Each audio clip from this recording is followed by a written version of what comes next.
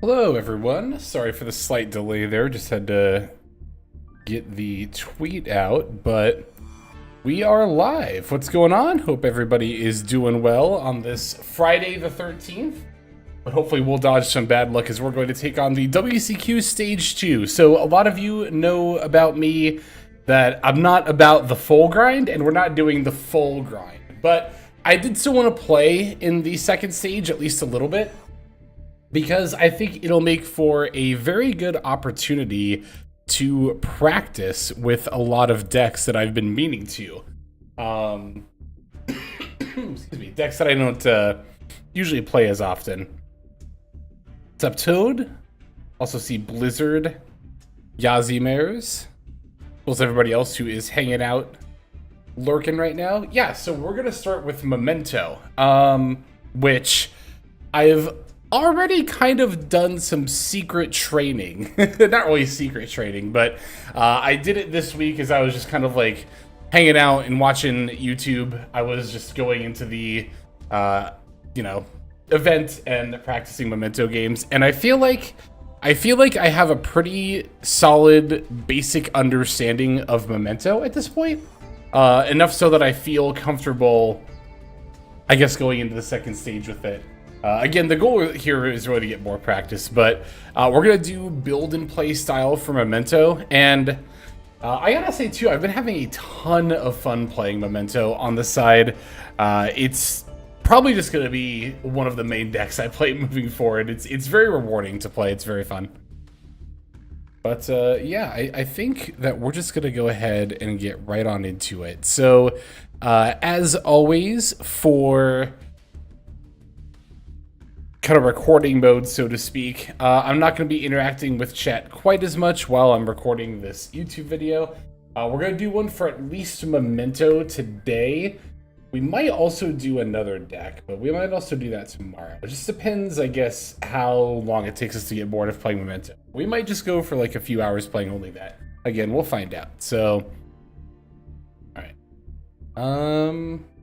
But yeah, I think we're just going to get right into it. What's up, Alnick? Mermill and Memento might be really good to grind with, seeing how quickly they can end games and their potential power. Yeah, but Memento is crazy. Like, the way that it can, I don't know, turn one does take a long time to play out sometimes, but it's kind of scary. Like, with even, because I gotta tell you, I'm not an expert at all, but even with a basic understanding of the deck, I can already feel its power. Like, there are so many times I've been able to play through hand traps and stuff, but anyway, we'll get into that. Once you understand, you understand. Oh yeah, definitely. It's I'll get into this a little bit more when we actually get into recording the video here, but it's like, for me, because I always start learning decks by like the basic combo line, right? Like that's where I start, is like the one card combo, and then I basically learn the deck from there. So to actually, like, for Memento to actually get a full understanding of the deck, though, once I played it, I really started to get each card's individual role, which is true of other decks too, but I think Memento is kind of one of those decks where the combo lines, like, the one-card combo lines are still a decent starting point, but they don't really start to make sense until you really understand each card's role. Then once you do, you don't need combo lines at all. You just kind of go off, like, instinct, I guess. I don't know. Remember using one of your guides for some decks? Good luck at the WCQ. Thanks, Umi Gozen. Really appreciate that. Hand trap dodging really only depends on hands. I've noticed that too, yeah, but I want to play 3 grand entrants for basically that reason. I think we're going to do Pure, but I wouldn't be opposed to trying Fiendsmith from Memento. But I want to start with Pure.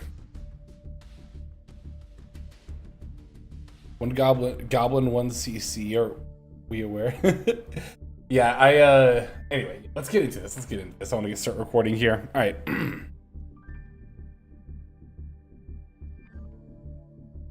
Hey everybody, what is going on? Hexlex here. Got another Master Duel video. Got another build and play for you all, which as usual is being streamed live right now. So if you're watching this on YouTube in the future and you want to check out more live streams, then you're already in the right spot, because I stream not only on YouTube, but also over on Twitch. So if Twitch is your preference, it'll be twitch.tv/HexLexLive.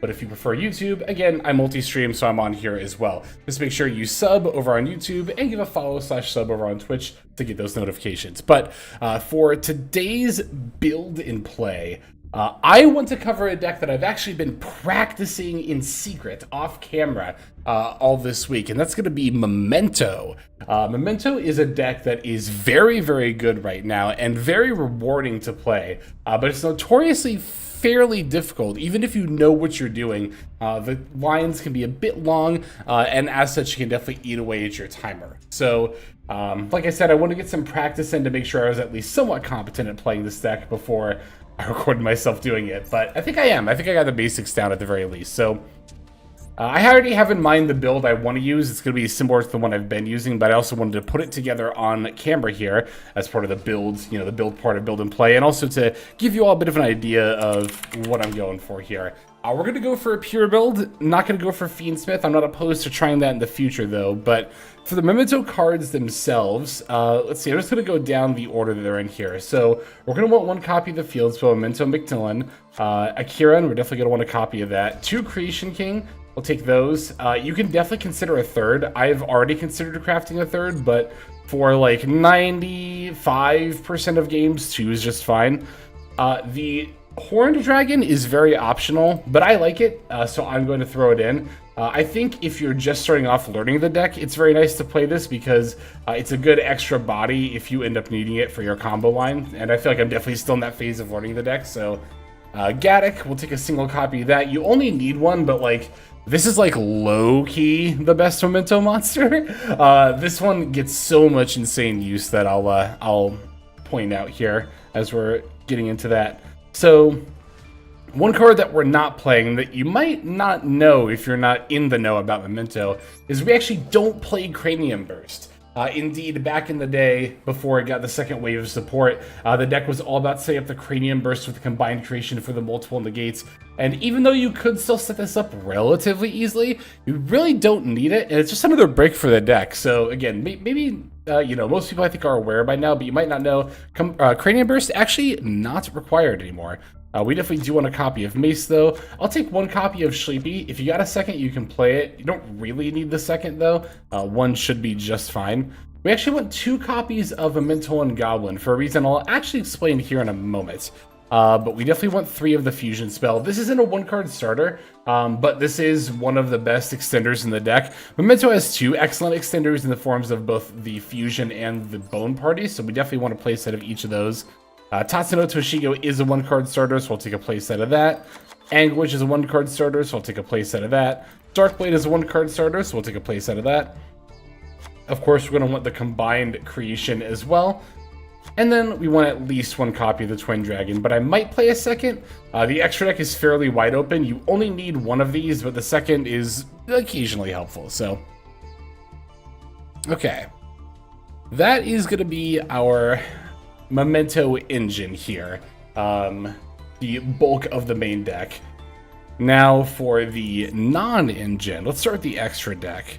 So the most important things to play in the extra deck are going to be Elf, IP, and then your 2 IP targets, which are SP and Appaloosa.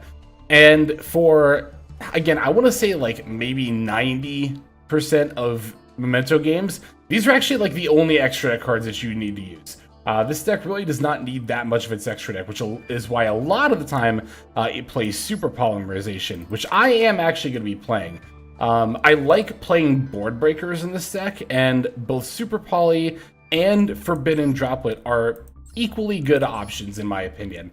I've experimented with both. I like Super Poly slightly more. I like that it only requires 1 discard, and I like that it nets you a body on board. It's a little bit more resource positive than something like Droplet, but I definitely don't think Forbidden Droplet, of course, is bad either. So yeah, we're going to go with Super Polys, though, and as such, we're going to want some Super Poly targets. Of course, we want Mud Dragon and Garura. I'll also take Predaplant Dragostapelia. really not that hard to make this in this format. There's a lot of fusion monsters going around with Fiendsmith, so any fusion plus any dark is really not that big of an ask. And there is one more super poly target that I might end up taking this one out, but I'm going to put in Chaos Star Source Dragon. This is particularly good against Blue Eyes. Granted, you could also super poly the Blue Eyes board and make Garura, but the Chaos Star Source has like a little bit better stats. It is worth noting that you don't get this effect unless you fuse your own monsters, because yeah, if you fuse just your opponent's stuff, this isn't really going to trigger because it only counts cards, let's see, of your Light and Dark monsters that uses material. So this might end up coming out if I do end up needing another extra deck spot, but it's pretty good super poly target against Blue Eyes for sure. Alright, so we'll get to the rest of the extra deck here in a moment. I mean, I guess we could just do it now. There's really not that much more else to it, though, to be totally honest. Like, Typhoon's going to be one of the cards I end up putting in. Oh, we need Vert Anaconda. It's not super duper often, but occasionally, if your opponent hand traps you in all the right spots, it can completely cut off access to the Mental Infusion with your N-Engine stuff. So in those cases, having access via the Vert Anaconda is pretty good. This doesn't come up a lot, but I have had at least one duel where I was like, oh snap, I really gotta play Vert Anaconda for exactly this situation. And yeah, so the last one that we're gonna put in is Cross Sheep. So this, I haven't actually summoned this yet. I'm not 100% familiar with the situations where this card will be useful, but that's kind of going to be one of the things that I do in my training here, so to speak, in the second stage, just keeping an eye out for situations where I'm like, hey, Cross Sheep would be pretty good right now. Like, I understand, of course, that, you know, we're going to use the Fusion Summon effect. I just haven't summoned this card yet. It seems like a good way to go into Elf if you don't have Gaddock on the field.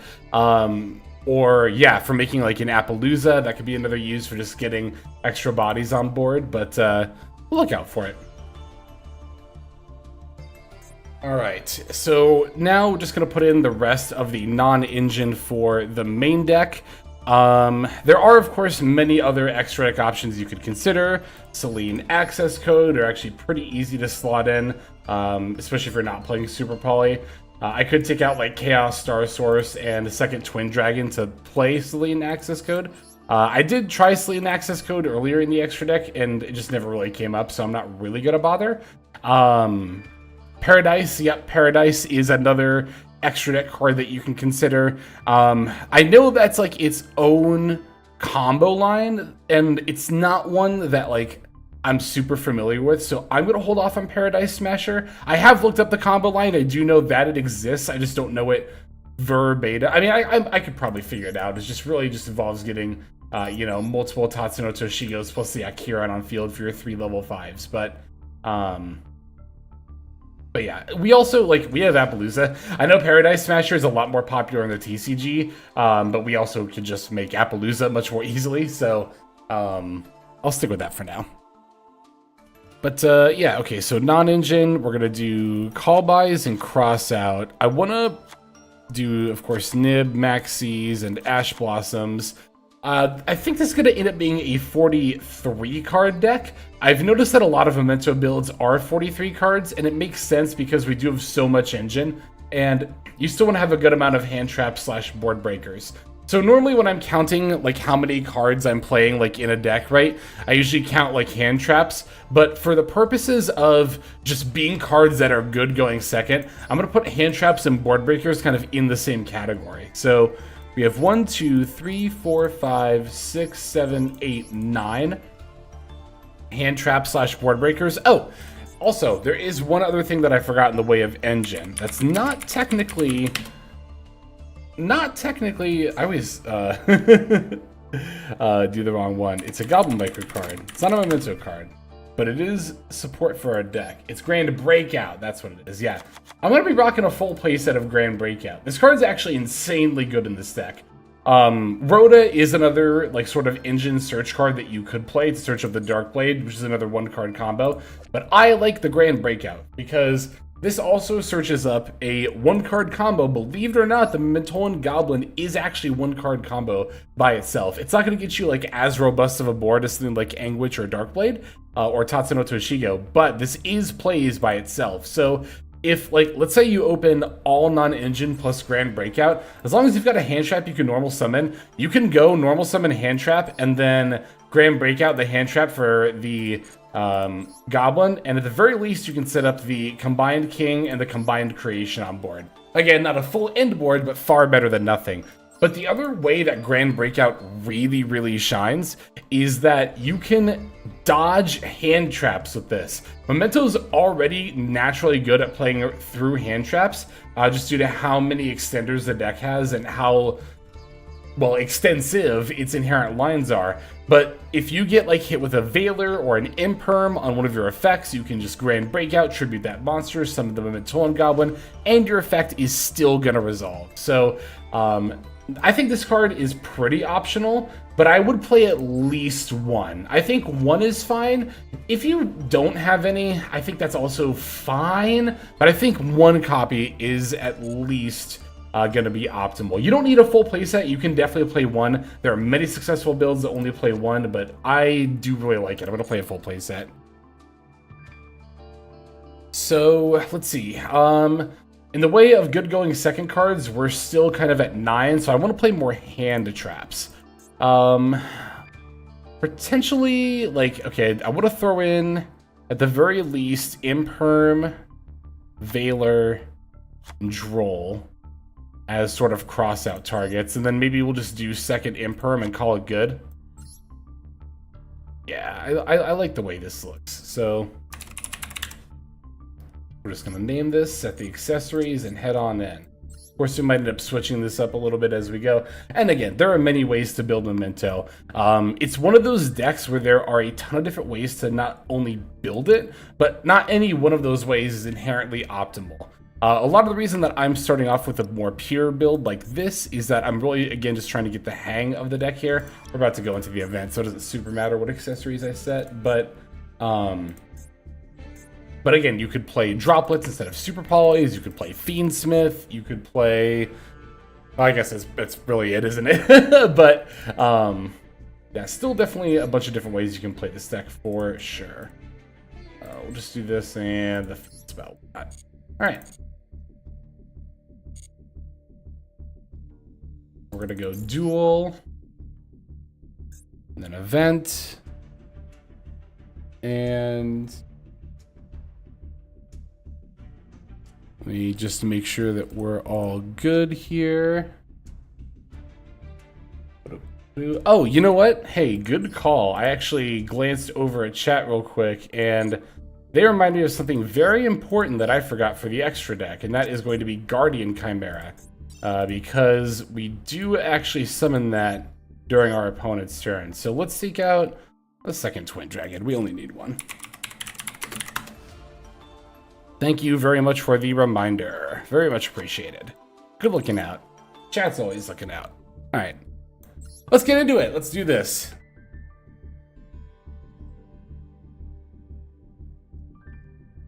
Oh, sorry, I looked over at my other screen for a second here. Yep, that's my region entry. Now let's do this.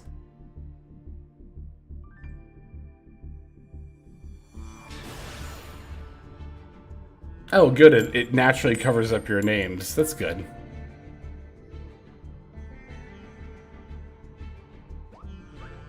Yeah, I think phase 2 started like 12-ish hours ago.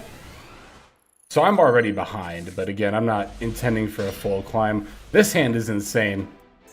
And again, would actually be full combo if we were going first. I could normal summon Maxi, Grand Entrance, or Breakout rather, for full combo. I'll Imperm Sage. That's fine. Make them have an extender, and if they do, we can Maxi and Nib the hell out of them. Blue Eyes is extremely weak to Nib. We can just wait until the end of their turn to Nib them. Okay, maybe I should have considered firing off Max C right away to get the draw here. We don't technically need it, but it would have still been really good. But even then, we might have lost out on a draw. We can still force them to commit a little bit here, as far as like making plays and setting up the board. We'll chain Maxi to like the Spirit Dragon effect, or Spirit with Eyes of Blue effect, rather.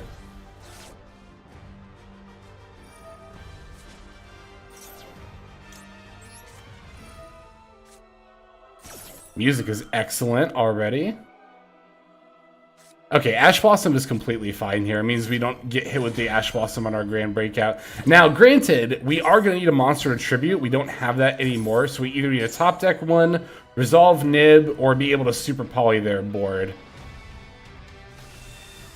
Hands like this are actually a reason why I do like super poly over Droplet.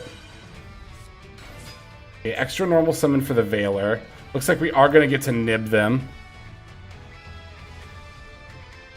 And actually, even if they, yeah, I was going to say, even if they weirdly just pass and try to play around Nib here, we still just get them with Super Poly. Okay, they know we have Nib. That's fine. We'll summon the token in attack mode. They're thinking about whether they want to chain. You shouldn't. I mean, you can if you want to. That's fine with me, but...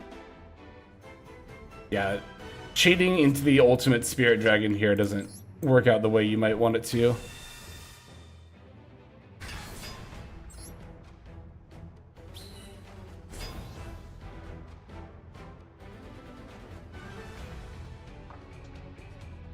Okay, good. They don't have anything else. I was really hoping they weren't about to, like, I don't know, drop something else there. Ooh, Darkblade. Excellent top deck.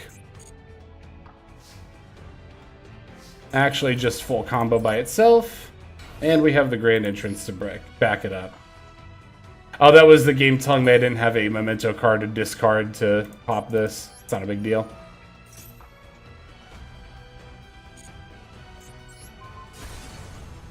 Alright, we're going to summon Anguish. Ooh, we do control the Nib. Wait, that's actually fine, though, because we have the Grand Breakout. So we can still do Tatsuno Toshigo here. Actually, ooh, I should have chained Nib before I picked. Because now things are a little dicey. If they actually negate this Grand Break... well, no, this tributes its cost, right? Okay, we're fine then. Doesn't actually matter if they negate this or not.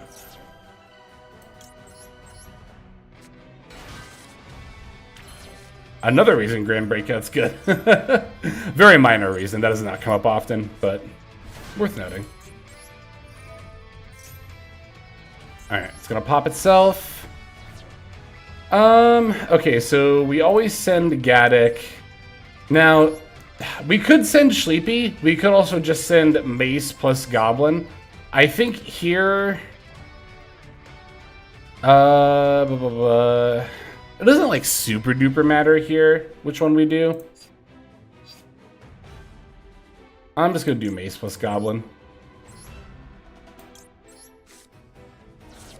Because we're going to go Gaddock F.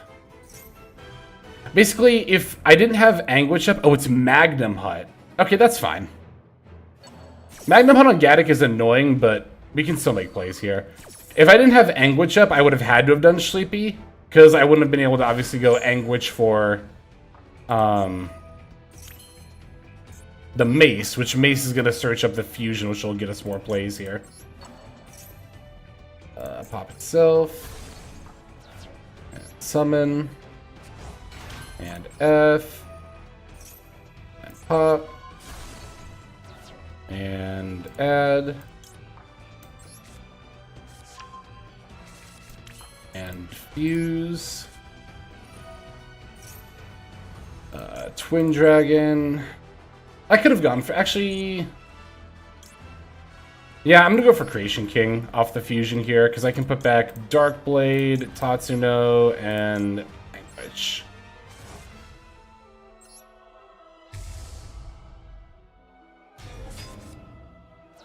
Alright, then we can go F. Actually, was that right? Yeah, because I can use the fusion to pop. Yeah. Yeah, true. We're gonna kill in just a few summons here anyway. Alright, let's go Creation King F. Gimme the field spell. God, the field spell is so broken. This card is so good. now we can go Fusion F to Pop Goblin and add Bone Party. And then now we can summon Akiran. And this is my favorite part. We get to activate the secret Akiran effect, which lets us win extremely easily. Alright, now we can go Bone Party and Pop. And it doesn't really matter what we get here. I'm just going to go for Sleepy. Actually, I'm not going to special summon... Wait, this adds to hand, right? Doesn't really matter. But no, I'm going to add to hand. There we go. F. And F. Because we still haven't done Twin Dragon. Not that we really need to, but...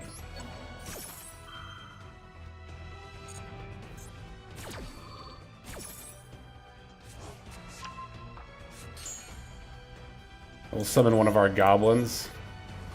How many do I have in the graveyard right now? 1, 2, 3. Okay, so we're just gonna go. This will get us extra names.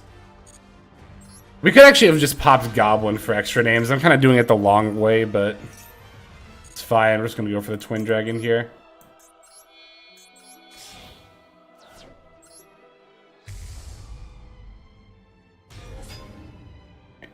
You know what, the funny thing is, I can revive Goblin off the Twin Dragon and actually still get extra names in the graveyard.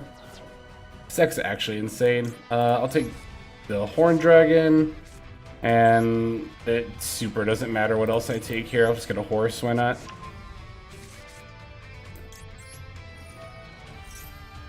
Goblin will be summoned.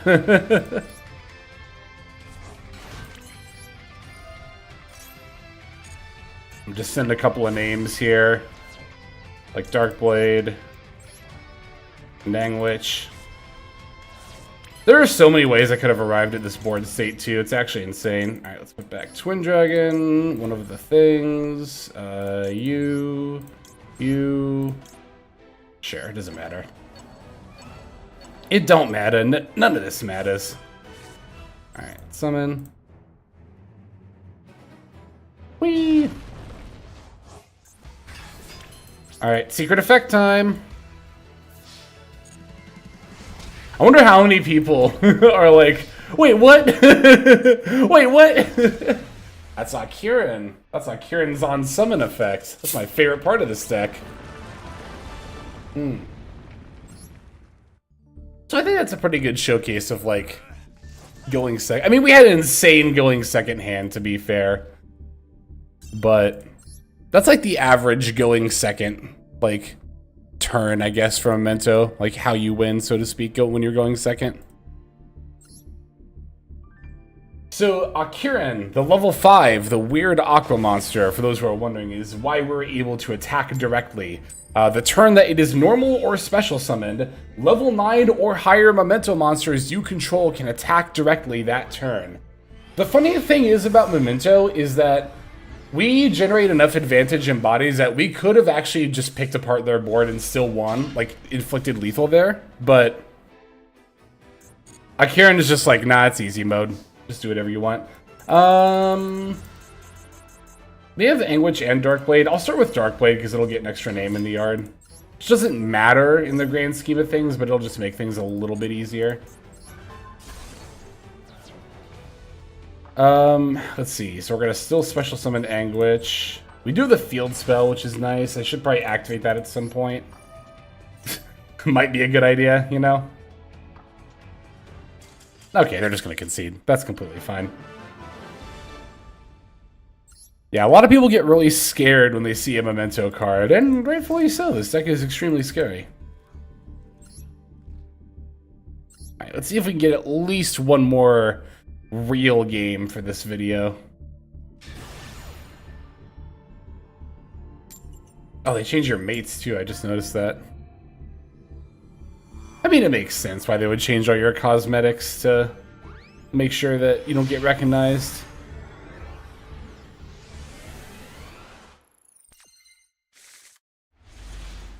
Alright, We got C and Valor. It's a pretty decent going second hand. Can't really ask for too much more than that. Gaddock in hand is a little awkward, but it's not the end of the world. Let's see. Lordly Load. Yep, that's going to have to be fine.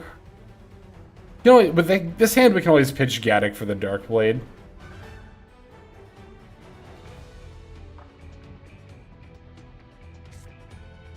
That's actually a prime example of like being able to recognize cards' individual value, because if you follow a lot of the one-card combo lines, like, you know, by the book, then having Gaddock in hand will really screw you up. But once you actually like figure this deck out, having Gaddock in hand is like a very minor hurdle to have to overcome. It's still something you do have to think about, but alright, I am going to Valor this, because I really don't want to deal with Drill Beam. And then I'm gonna just fire off Max C. Perfect. Literally exactly what I wanted to see. Well, I was thinking Call By, but you know what I mean.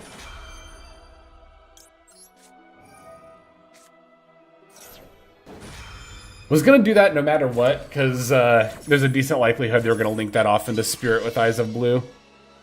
It's so 50-50. I mean, well, it's really more like 66-33. Like 66% of the time it's Blue Eyes, but then 33% of the time it's Fiendsmith control. So like, it's probably, yeah, just better to assume that it's Blue Eyes and Hedge there. Is what I was honestly about to say. Okay, so pitching Maiden is kind of interesting. They don't want to set up True Light. I mean, they already have the Wishes, so like, they don't super need it, but a little odd. Slightly odd. So they're probably going to use this to get the trap. Yep. And then the Sage. I kind of thought they were going to go for Valor and then go for Blue Eyes, maybe off the Lordly Load and then pass. That's what I assumed they were going to do. That would have ended them with maximum disruption while using minimum bodies. Or, well, using minimum summons, rather.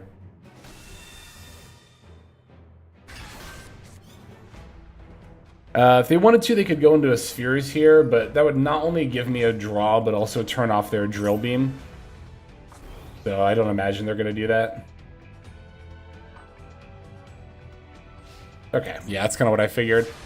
Alright, we do kind of have our work cut out for us, but one thing that actually does work to our advantage is the fact that they set Drill Beam before they set everything else. So I believe it's this card. We know for sure this one is Drill Beam.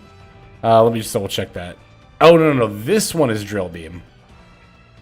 Because, yeah, they set it off the effect. Okay, so, yeah, Bone Party and Grand Breakout is really good in a situation like this. So if this is Drill Beam, interesting. I mean, we're always going to start with normal summon Dark Blade and activate Pitch Gaddock.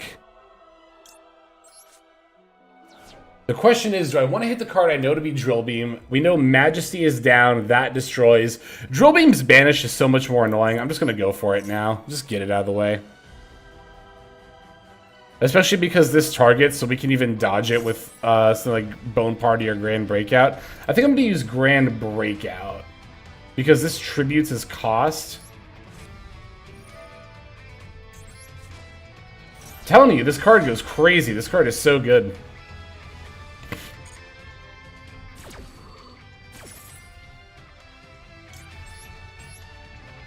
Alright, so we know they have a pop one face down. They might have another disrupt, but...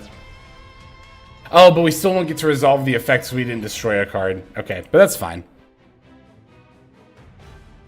It's only fine because we have Bone Party plus Anguish in hand, but even then, like, this alone is already good enough. This doesn't target, right? No, it doesn't, so I'm not going to chain here. Like, Goblin by itself would have been able to pop itself to send... Oh, but Gaddock's already in the yard, so that might not have worked, but it's okay. We have Bone Party, so it doesn't matter. I'm just going to pop Anguish for Anguish here. Oh, it has to be a different name. That's fine. We'll just go for the Tatsuno Toshigo then. Is that fine, though? Because we don't have Gaddock access. Because Gaddock's already in the graveyard. So what are we going to send? Like, what are we going to send that's actually good? The Combined Creation. And... Well, we can't send that. Ooh, this is actually kind of bad. We might just Mace for the fusion. Yeah, I think that's gonna have to be it. Yeah, I don't really see what else we would do here.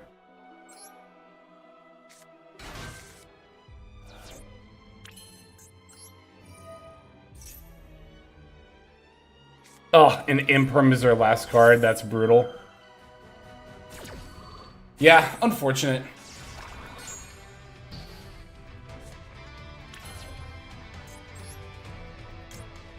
Yeah, that's not gonna do it here. Is there any shot we live? Even if we live, they're gonna drill beam us, so I'm just gonna go ahead and concede here. Yeah, that just came down to them having, like, we had 2 outs to disruption. We had the Grand Breakout and we had the Bone Party. That just kind of came down to them having 3 forms of disruption. I'm trying to think about that hand a little bit. There might have been a way we could have played through that, but it also would have depended on how they played through stuff, or if they played through stuff, so, yeah, either way. I think that was still a fine showcasing of Memento here, just a little bit of a taste. So for those watching on YouTube, I think that's probably going to go ahead and wrap this one up. But of course, if you're still watching on stream, we got a lot more to go. Again, if you are interested in checking out the streams, if you're watching this on YouTube and that's piqued your interest, go ahead and either sub here on YouTube or give a follow and sub over on twitch.tv/HexLexLive, wherever your preferred platform is. I stream on both. But that's going to do it for now, so let's move on to the outro. But again, stream viewers, we are going to keep going.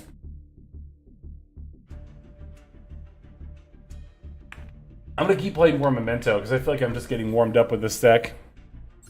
I want to get a build and play in for Blue Eyes at some point this weekend, but I'm going to keep going with Memento right now because I love this deck. This is like new favorite deck for me.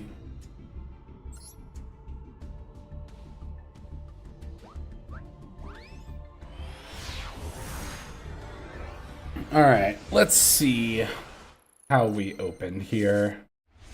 That's a fine hand, yeah. We got horse, we got cross out, can't complain. Can we play through Droll? How much searching does this deck do? Like, if they max see me, can I Droll them?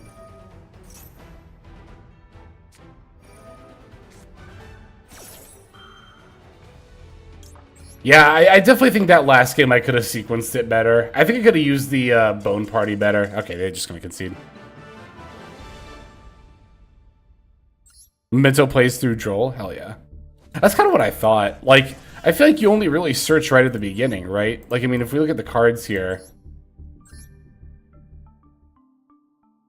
Mace searches, Anguish searches. You definitely don't need to resolve these, though, to do plays.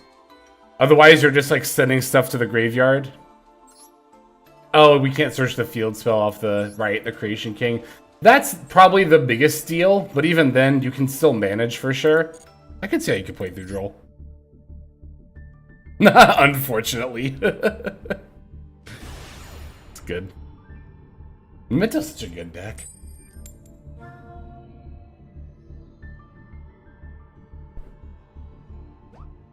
Whee! Oh yeah, Thunder Dragon. That's the other another big search of the deck. And it's pretty solid. Got a couple of hand traps. Got Tatsuno, Sleepy. I'm not gonna bother negating this unicorn.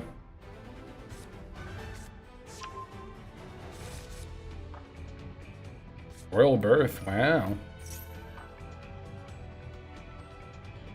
I have thought about playing Bone back, because I definitely have had some games where I'm like, I've got an extra search. I could do something with that. That's something you run into... Oh, wait, huh?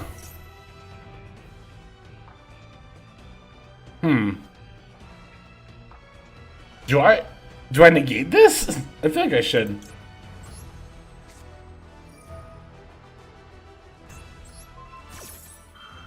Going first Tenpai is not unheard of. But I am surprised.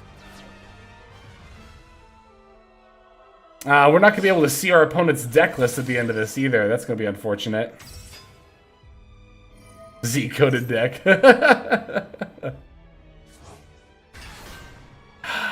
Extra deck rip is fine. Yeah, I'll Ash the Requiem here and take the extra deck rip.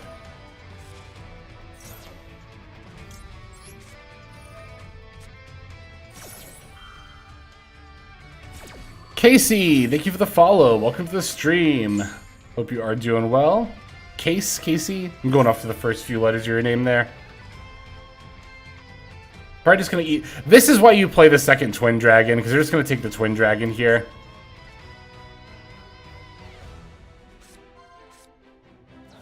I'm assuming. Oh, they took one of the Creation Kings? That's fine. I guess that makes sense. It means you can't search for the field spell. That's probably why you would want third Creation King as well as second Twin Dragon more than any other reason. I could see that. Okay, set one pass is pretty good for me. That's also really good for me.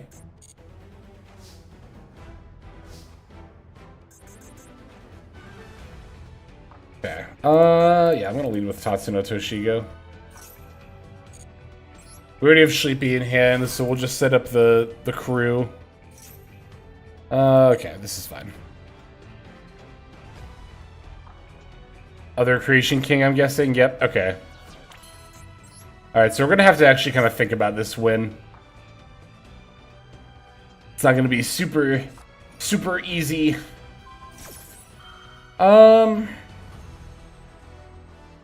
You know, here's... Okay, actually, I know exactly how to dodge this. Bone Party. And we're going to Bone Party for Akiran. And then we can pop that with Tatsuno Toshigo's effect. And still get the same results. And set up Akiran in our graveyard. Oh, it does get weird because of Birth. You're right. I didn't even think about that. Okay, well...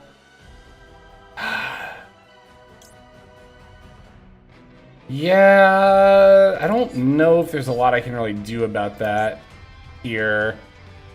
So Birth is going to banish 3? Oh, that's so gross.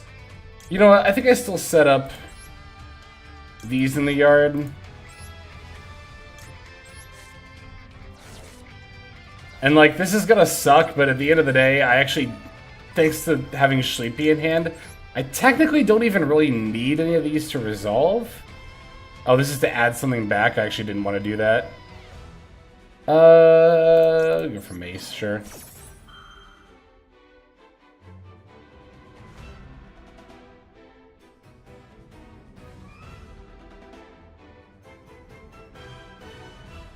If they don't use Birth here, I'm gonna be, I was gonna say, very surprised. Yeah, if we didn't have Sleepy plus another Memento monster in hand, we would just lose to this Birth, but thankfully we have outs.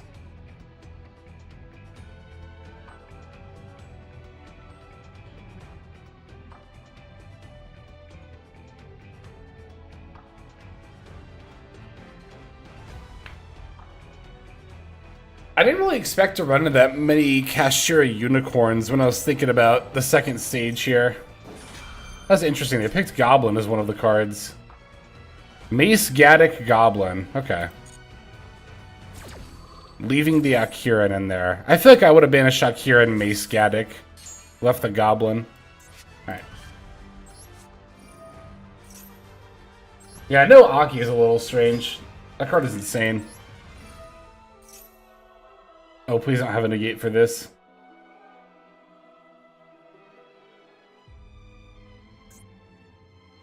Oh, thank you.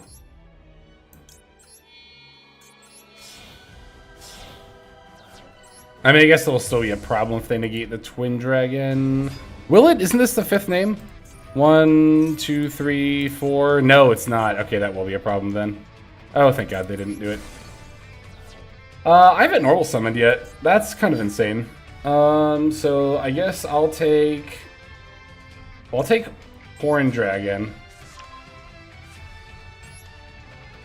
I could take Darkblade or Witch. I'll take Darkblade. Actually, yeah, the extra name in the graveyard probably will matter at this point. All right, let's go Chain Link. 1. Chain Link. That doesn't really matter what order I do. Actually, I technically should have done it the other way around, but again, it doesn't really matter. Yeah, I did use this, right? Okay, so it actually just doesn't really matter what I summon here. I'll summon Akiran to get the summon effect, although I don't think I'm super gonna need it. Oh, duh! I should have picked something else because Akiran was gonna summon itself. Well, I wasn't thinking. Oh well, it's not that big of a deal. Okay, so I don't really need a pop birth here. Excuse me. And yeah, I should still be able to win this turn, I think. Oh, here I said I didn't need to activate Darkblade, and now I'm doing it. I thought I was activating the other effect. Wow, I lost focus completely in this game. I need to only get this first effect. Never mind. They know what they're doing. Okay, now I don't know if I can kill this turn. I think I might have needed that Twin Dragon to do it.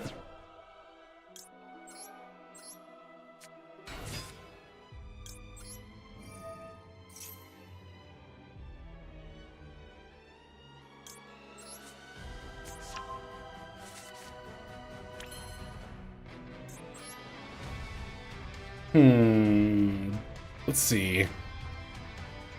I still haven't activated Fusion, but both my combined creations are banished. Oh, I should have added one of these. Oh no, they're banished face down. Never mind.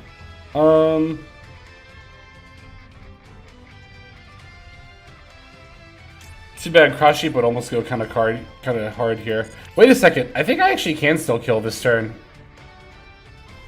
No, I can't.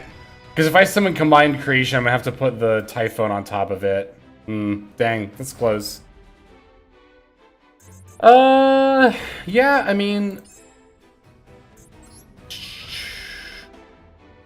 I can make IP, I can make SP without the banish. I guess I'll just make SP here. That's probably just the best thing. SP and Creation King.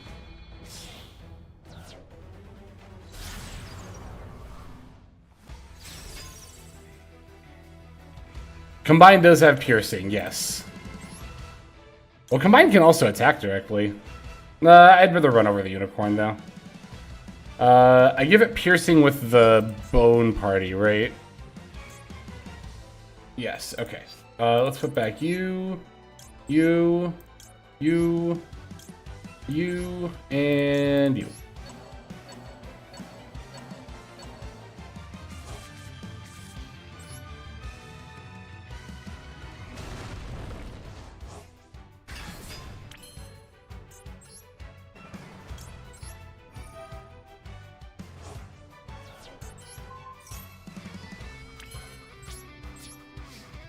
What is their other effect? It's gotta be a...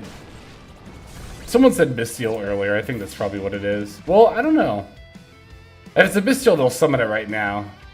There it is. It is another Bestial.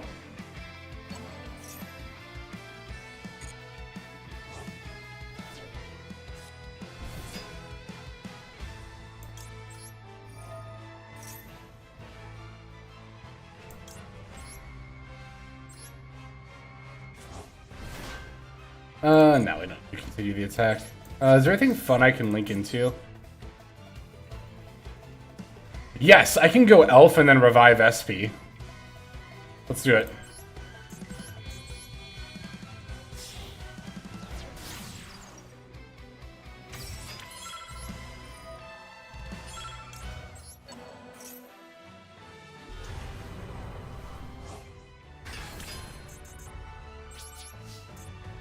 Alright.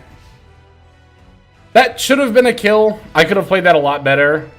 We're not in a horrible spot, but I should have been able to win that turn.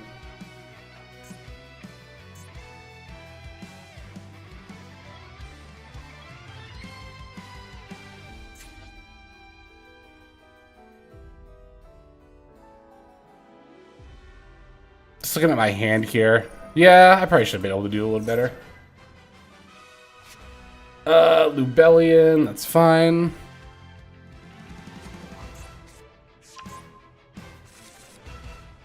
Alright.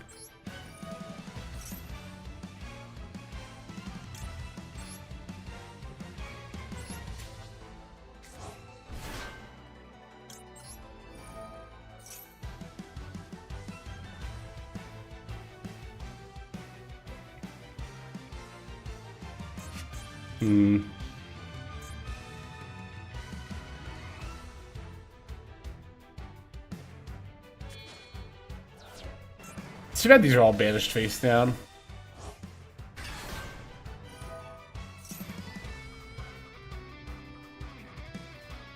In defense mode, that's fine.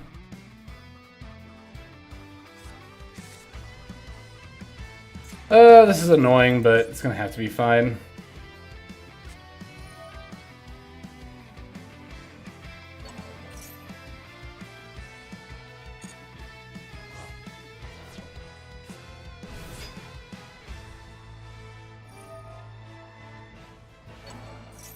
So they have Baldrake in here, right? Okay, so if I summon, they get to summon Baldrake. I will activate SP here. I'm gonna bounce out itself and Magnum Hut, so that Magnum Hut doesn't run over like Elf here or something.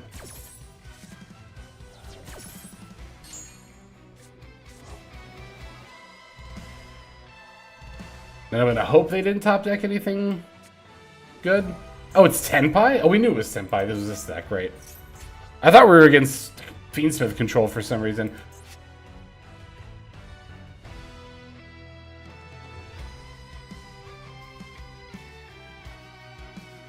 Now, I think they might have just top deck into lethal. We do have the combined creation up, but that doesn't matter because they can battle over that. Yeah, unfortunately, they're not just stalling at this point. Now I think they just win.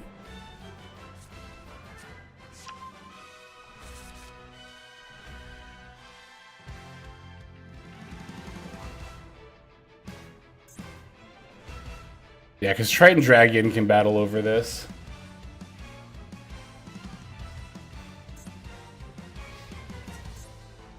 It's funny, though, that if you can get something with over 6,000 attack, then you don't get lethaled by Tenpai. Well, I think even then they still have ways of doing it. They can probably synchro something that pops your monster. Yeah, they can do, because they have the field spell, they can do Trident Dragon to pop, and then it'll be at 6,000 attack, and they can run over this and still have multiple attacks. But I'll make them do it. I'm not going to surrender. I'll make them show me they know how to do it, I guess. Well, I don't know. They might not be playing Trident Dragon because they're playing so many engines.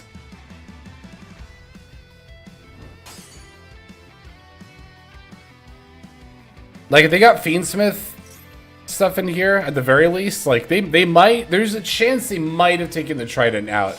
It's probably not too high, but that chance does exist. Yeah, I agree. I think they do have space for it. But there might be another engine, like Primite or something in here we haven't seen yet that's eating up slots in the extra deck. I don't think that's going to be the case, but... Again, I'm gonna make them show me the lethal. What's up, Examine?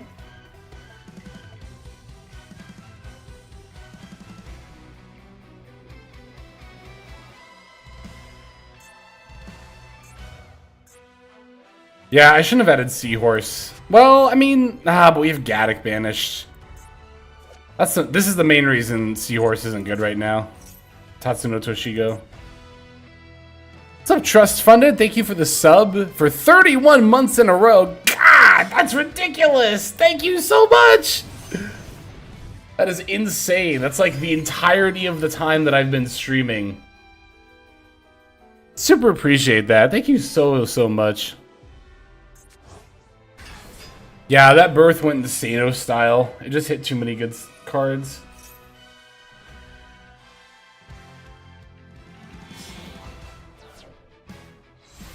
Okay. Just wanted them to show me the Trident Dragon.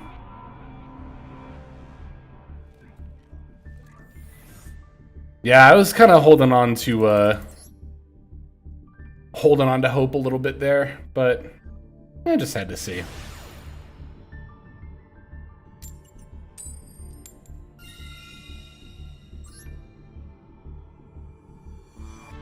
What's up, Gabe? We have been playing Memento the whole time. I'm not gonna go for like a super duper long grind. This probably won't end up being any longer than a regular stream, but yes, we have been playing Memento the whole time. Okay, this hand is pretty good. Let me see. Okay, let's start off with Tatsuno Toshiko.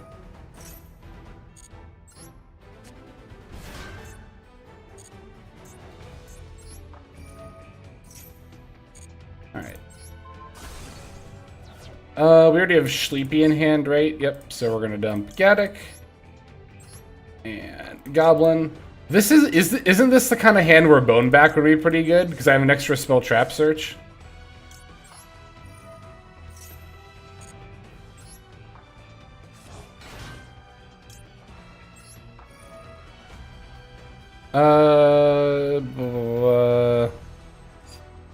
Get Goblin here? We actually still have our normal summon, so I could get Mace. This is pure. I have not tried Fiendsmith yet. So yeah, normally I would go normal summon Mace to search the fusion. I don't technically need to do that here. So, oh my god, actually, there's a number of things that we could do. I'm gonna go Sleepy, I think, here for Twin Dragon. Just so I can kind of do that for free right now. And then I can Memento Infusion for the Combined Creation King. Oh, I'm thinking of Breakdance, I think. Whatever the one that I think it pops cards, it's the trap card that's got the Horn Dragon on it. I'm gonna keep Gaddock on field. Fracture Dance. That's what I'm thinking of.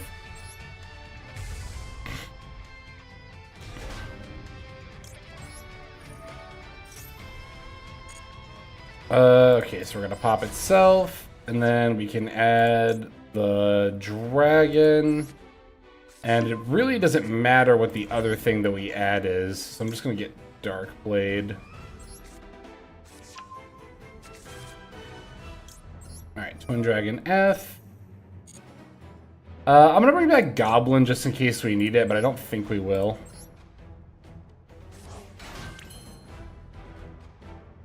Alright, I still have my normal summon? That's actually insane. Wait, if I have my normal summon, I'm gonna use it here for sure. I actually didn't realize we still had a normal summon, actually, Insano style. Don't even need this search. Pretty sure this is just meaningless. I'll get a follow-up card, like, I don't know, another Dark Blade, sure. Oh my god, there's so many things we can do. God, there's so many things we can do right now. Okay, let's make Elf. Yeah, I don't think we're gonna end up needing Goblin. Well, we could have gotten Goblin for target protection, yeah. I always forget it has that effect. I think it's is it target protection or is it destruction protection? I think it's destruction protection. Oh no, it is target protection, you're right. Okay, let's make so many. This is where you can very much fall into like decision paralysis. I'm just gonna make IP and fill up my graveyard.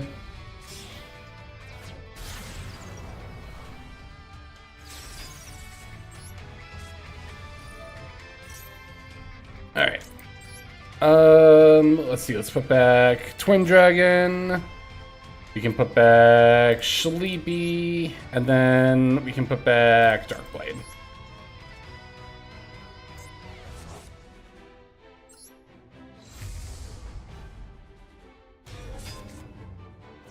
Alright, and then Creation King F. Creation King sends the other Creation King. It sends Combined Creation and Akiran. Alright, no, not Special Summon. I don't want to do that yet. I want to activate Creation King.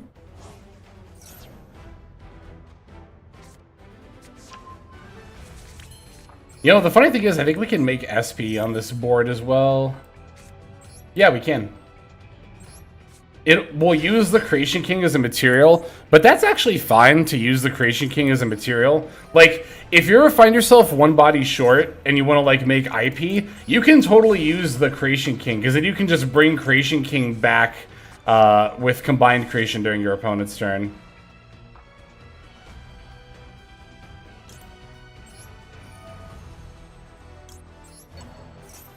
Alright, we're not activating Horned Dragon's effect, because it's just going to pop cards. We don't need to do that. We don't need to do that yet. We're going to Bone Party the Akiran.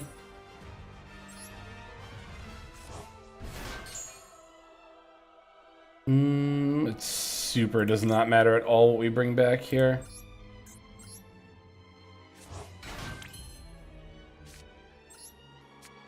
God, one more body and I can make an Appaloosa. Wait, I can get one more body if I pop the Darkblade in hand. Disgusting. Disgusting! This is gonna be a disgusting end board.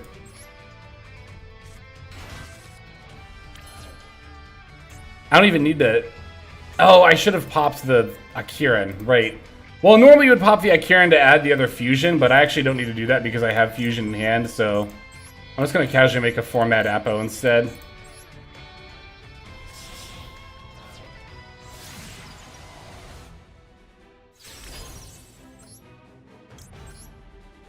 Alright, okay, so we're gonna put back Horse, Anguish, Darkblade, Horned Dragon, and Goblin.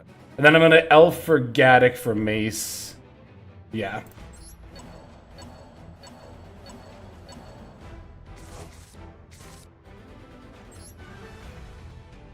Slash combined creation for Gaddock for Mace.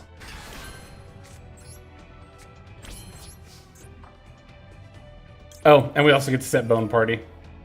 Because this deck is broken.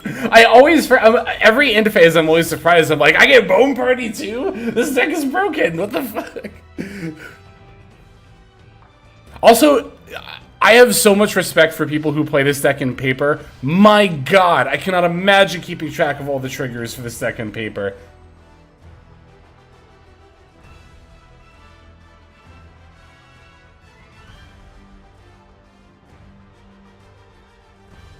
Yeah, we're gonna Elf for Gaddock for Mace, and then we can combine creation for the Creation King. Yeah, we also can Bone Party for EP for follow-up as well. And then, of course, we also have the fusion for Guardian Chimera. On top of IP and SP. This deck is so broken. This deck is so much fun. I love it. It's so good. Just casually making the target protected format Appaloosa. So insane. Q Sphere Mode, Raigeki Storm, Full Tempai. Don't you wish that evil on me. Don't you wish that evil on me. Oh, that would be funny. Upstart Goblin. I'm gonna go for Gaddock for Mace right off the bat here, just to get this online. Yeah, I don't know how people play this without glowing yellow buttons. Or the game coming up like, hey, these are all the things you can activate right now, by the way. I legit cannot imagine playing this deck without that guidance. That is absolutely insane. There aren't many Master Duel decks that I feel that way about, but this is absolutely one of them.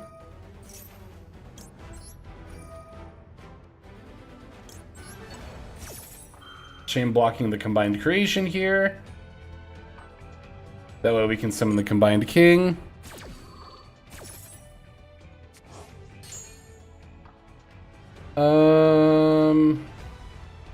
Oh, we can't summon the combined creation. Oh, did I just put it back? Oh no, I did it in the wrong order! Oh no! RIP! I was supposed to do that the other way around. I was supposed to, whatever, okay. Hopefully we still just win here. I looked over at chat and I totally forgot what order I was doing stuff in. RIP. We can, yeah, it's not the end of the world. We can still just fuse it. God, we only have target protected for monster negates and everything else now, you know. But somebody was asking, about... Hi, I'm playing Fiends with Snake. I can't handle it very well if I get Poplar in hand when I go first. Yes, if you check out my latest combo guide, which is my featured video on my channel, in that combo guide, the last combo I show is what to do if you open. They did have Raigeki. What the fuck? Okay. Well, that sucks. So, the Guardian Chimera is still gonna get popped. Do I need to chain Bone Party here? Yeah, we'll chain Bone Party.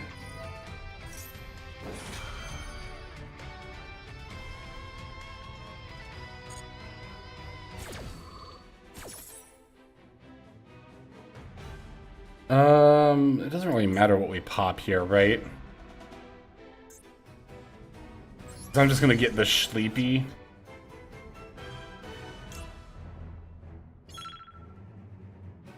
But this won't resolve, right? Or am I... No. So, well, that won't resolve either. Oh, no, I'm adding this to hand. We're not special summoning it.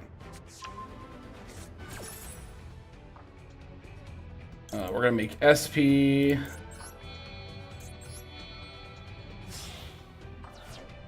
Yeah, we can special the Sleepy.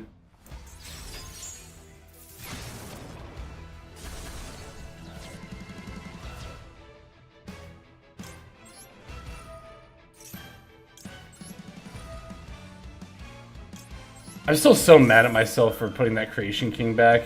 Thankfully, it's not going to really end up mattering here, but I definitely should have banished one of those spells also, but 10 seconds. I should have summoned that defense mode.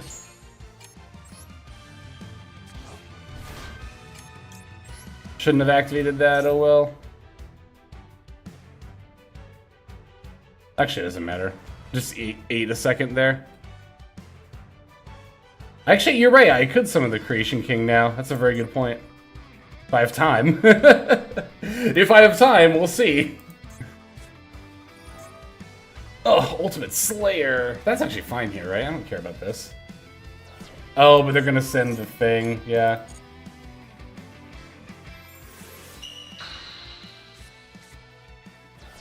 What does this do? Sends an extra deck monster. Sure. They're gonna send Garura. They're gonna draw one. This is fine.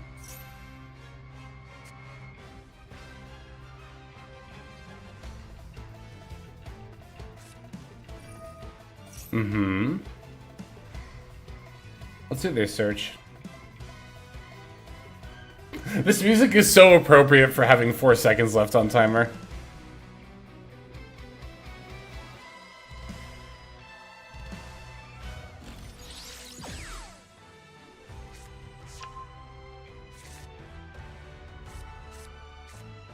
Alright, I think I'm gonna summon Guardian Chimera when that token gets summoned.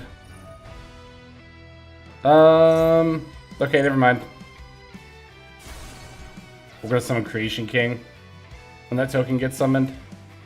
We're not gonna activate Creation King's mill effects because that's gonna take too much time. Oh, they can pop a monster! I forgot about that! RIP! Okay, yeah, we're just done. Yeah, we're just done. I'll surrender here. Yeah, that could have been played around as well. I think. I don't know. That Raigeki was pretty brutal.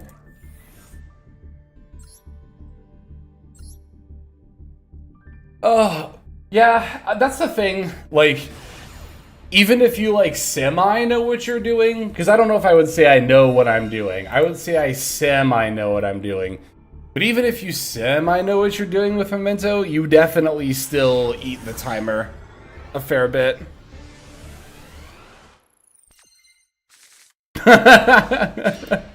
Thanks, James. Nah, you're good. This hand's pretty good. They have something for a Tatsuno Toshigo. We can Bone Party the Akiren.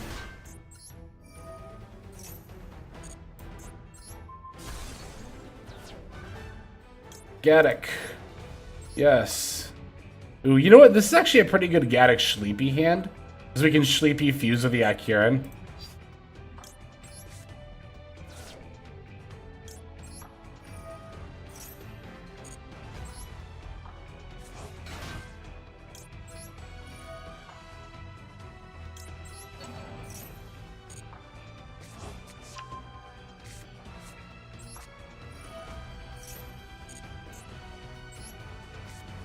Alright, Sleepy F.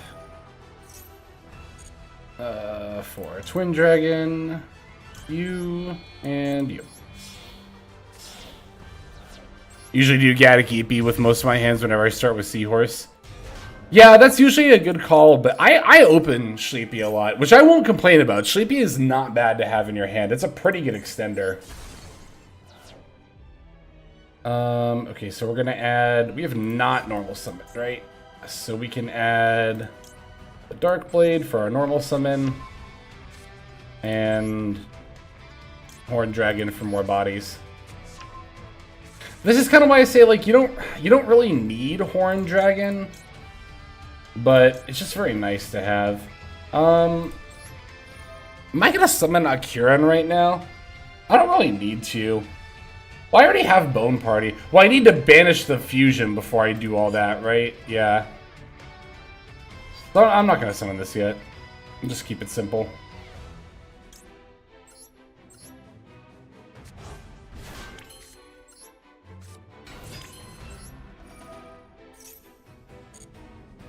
Oh shit, actually... Did I screw up? Am I still able to get access to the fusion?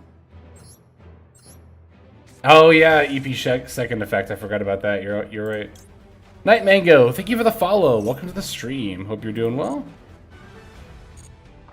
No, because I can Bone Party for Mace to get the fusion. If I didn't have Bone Party, I think I would have screwed up here, but I do, so I didn't. This actually doesn't matter. I'll get Goblin.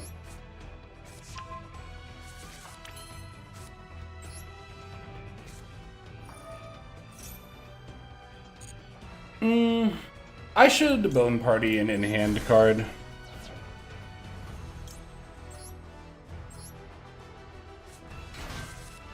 Just to have more bodies on board. We don't need that yet.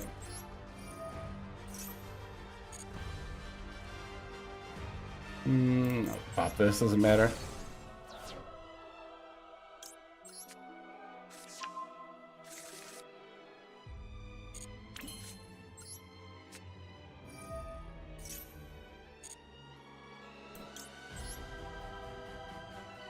Okay.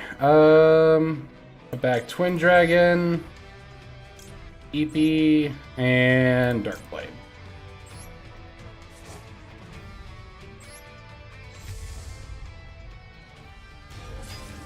Alright, we don't need to send Akiran, that's already in the graveyard, so we have a free send here. We do need to send King, Combined Creation, and we'll just do Dark Blade again just to get bodies in the yard. Okay. Now we can, let's make Elf.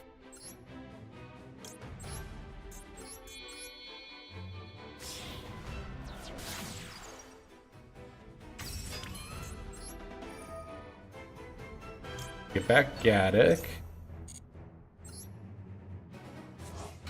Do we have enough bodies to... Oh, hang on, let me do this while I'm thinking about it. Oh, you know what? And we need the field spell while I'm thinking about it. I almost forgot about that. Huh.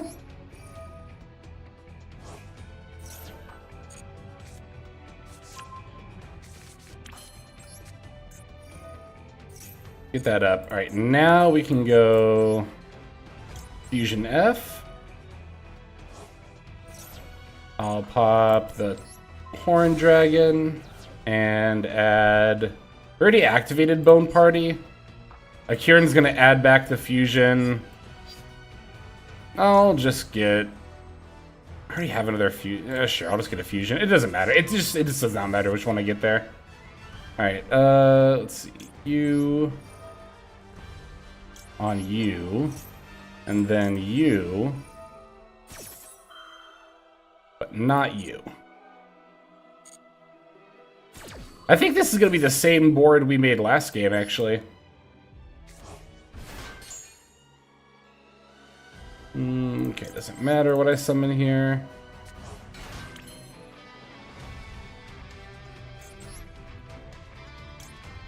Oh no, I'm one body short of making the same board. That's fine.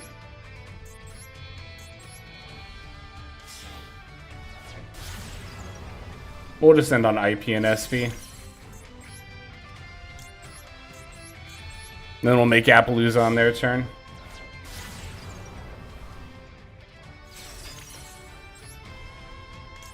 What's up, Jarius? Alright, we're gonna put back Darkblade, Tatsuno, Horn Dragon, Goblin. Actually, hang on. No, we're gonna put back. Okay, we're gonna put back Darkblade, Tatsuno, Horn Dragon. I'm gonna put back. I have to keep Gaddock. I think I am actually gonna put back Goblin. Goblin and Mace? Yeah.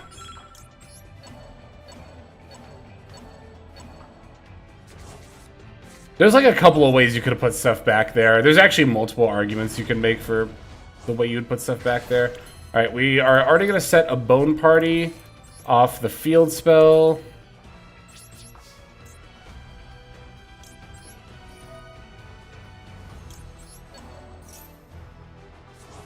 Okay.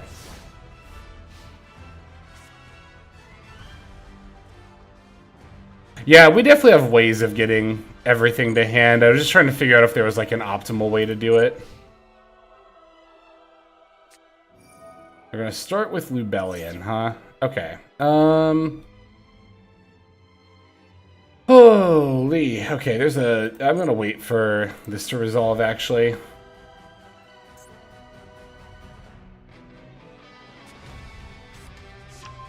For Druid Swarm.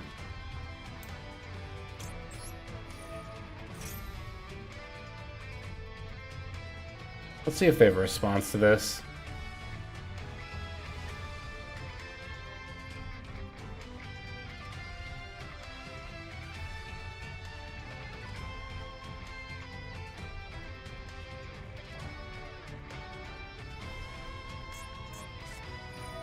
We're gonna chain Druid Swarm.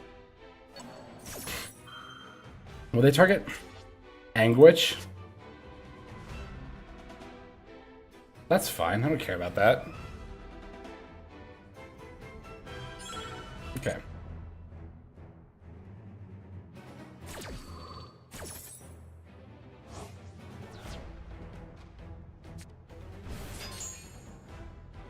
Thankfully, this does not target. I'm gonna special summon out Kieran.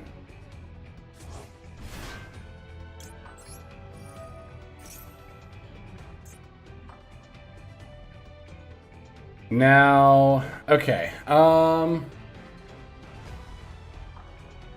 Target. Okay, so we can Bone Party to get the Goblin for target protection.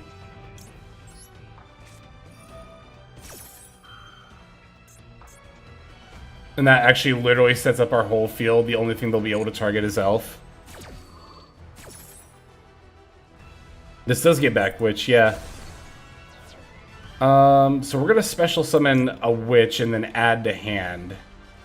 Yes.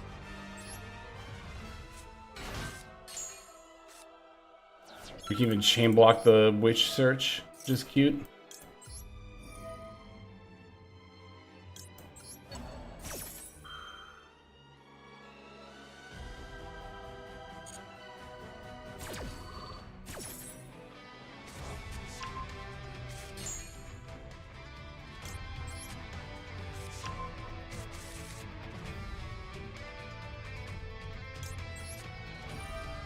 And you can't target my dudes anymore.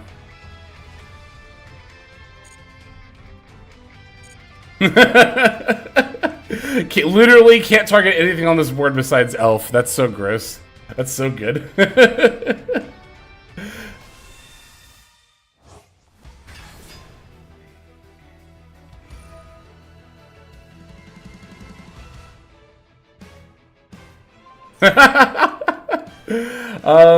Should we make Guardian Chimera here? We don't have to. Maybe I should have, actually. No, because Guardian Chimera is going to pop multiple cards.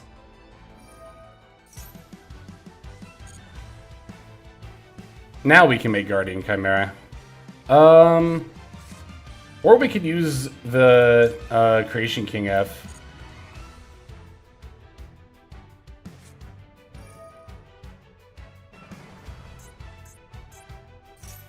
I don't like that. I'll just let them take. Because this doesn't target, so there's no real benefit to chaining here. Yeah, they're gonna take SP, that's pretty predictable. We'll just let them summon a dark monster. Hopefully they'll summon a dark monster. Then we can super poly. Actually, we could still super poly now. Swap Frog! It's Sprite? What? Okay.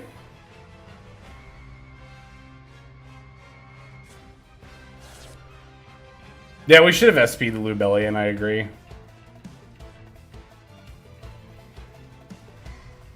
Well, if this is Sprite, then I can just wait for them to go into Gigantic and then flip up Super Poly. It's actually Frog Monarch. I mean... I was gonna say, not the most unconvincing idea in the world. Alright, we're definitely chaining this.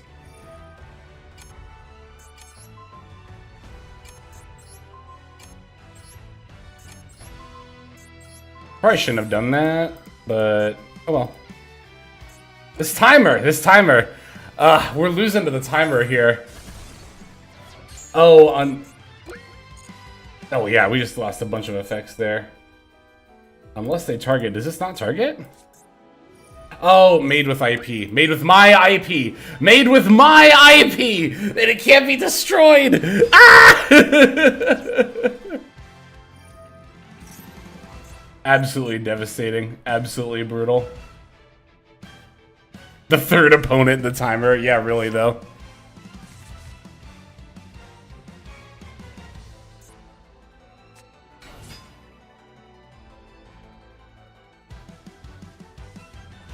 We simply super poly and win. That's kind of what I'm hoping is going to happen here.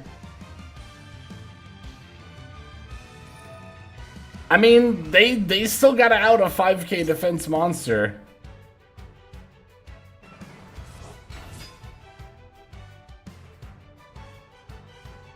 There's no shot they use Carrot plus Ronin to make this. Wait. Oh my god. Come on, come on, come on, come on. Ah, but that's still not... No, I'm just gonna search. Ah! I can't super poly in 1 second! I mean, I could super poly these two, but like, they'll still have bodies. Yeah, I'm just gonna surrender here. Oh, the timer, the timer, the timer, the timer. That game was winnable. Ah, that game was so winnable. Brutal. You know, we've had, like, of our losses, 3 of them have definitely been winnable.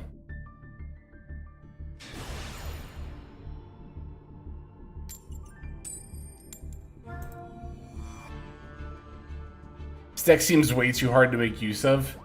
It's got a steep learning curve, but it's not impossible.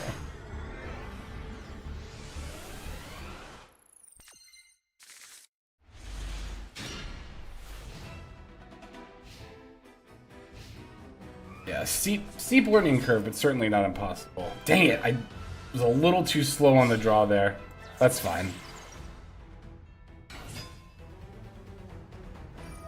We missed out on 1 draw. We forced them to commit their Fiendsmith's Requiem.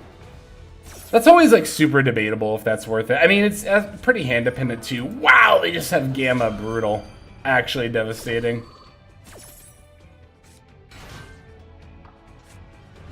Okay, driver from hand. That's not as bad.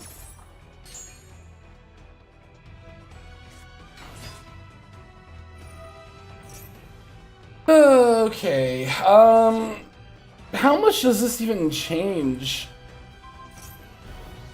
the end board? They said the trap card, I noticed.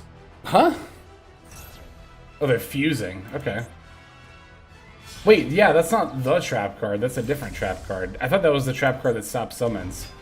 I'm interested to see where this line is going. Because so far, everything they're doing was definitely achievable by just doing regular Fiendsmith stuff.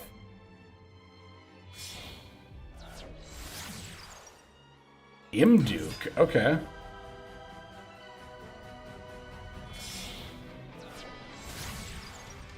Okay.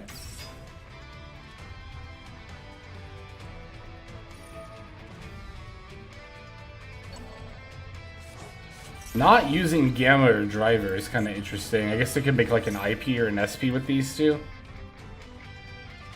Well, they could actually... No, they're going to make an Appaloosa with... I see, yeah.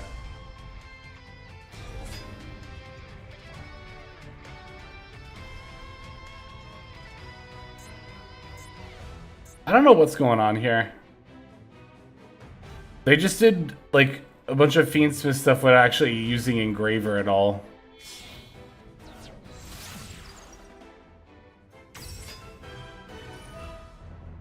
Wait, with the fusion monster? Doesn't it not come back now?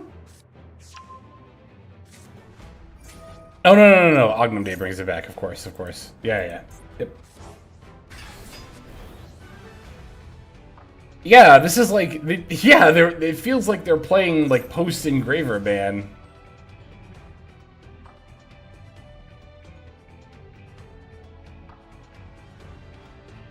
Can I out this? Well, I can out it by getting rid of the equip spells, right?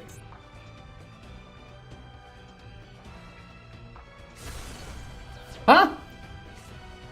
Huh? Wait! Huh?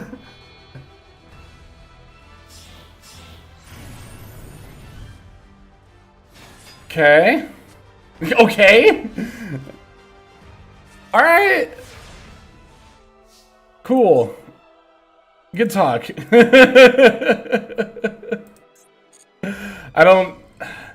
I was with them right up until the end. That Rex Tremend, I was actually like kind of having the gears were whirring in my head, trying to figure out what I was gonna do about that. But then they linked off their board for a Lars. Well, not linked, you know what I mean.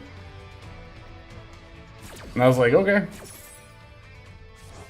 The wild thing is, I'm pretty sure they could have made Lars plus the Rex Tremend with that kind of hand if they really wanted to. Or an equivalent board. They could have made 3-mat Apo plus Rex Tremend. That absolutely could have happened. I mean, granted, they are just getting the Rex Tremend back now. But, like... Let me think about this for a second. Because I could... This equips as part of the resolution, right? Yeah, it does. Okay. So there's no point chaining here. Late Fiend monsters, it's just Wabaku. Okay, that's fine. We're not playing the rank 5 Floodgate. Paradise Smasher, we're not playing that. I don't think it's needed in Master Duel. It's just like its whole own combo line. This board's actually not unbeatable, by the way. By any stretch of the imagination.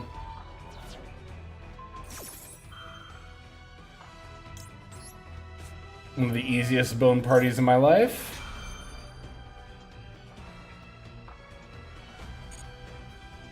We already have Akiran in hand, so I kind of don't want to summon that. Well, I can't summon it, right? I have to summon something from deck. So we could summon the Horn Dragon, then pop that and send 8 stars worth of stuff. And also pop their board, including... Well, we won't have a Memento card to pop, though. I'm pretty sure this doesn't work. I'll try it, but... Like, even if I send Gaddock, it won't be on the field. So, yeah, we'll still just send Gaddock. And Sleep. Oh, I can send other things, too. That's right. Yeah, we'll just load up our graveyard then, why not?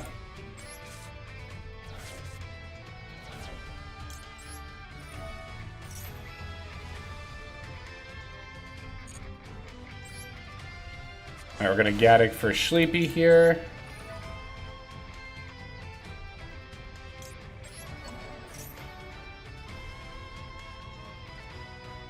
Yeah, I feel like they have a Bastille as well.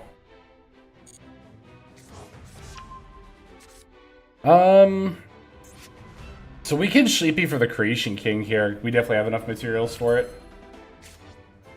Yeah, now.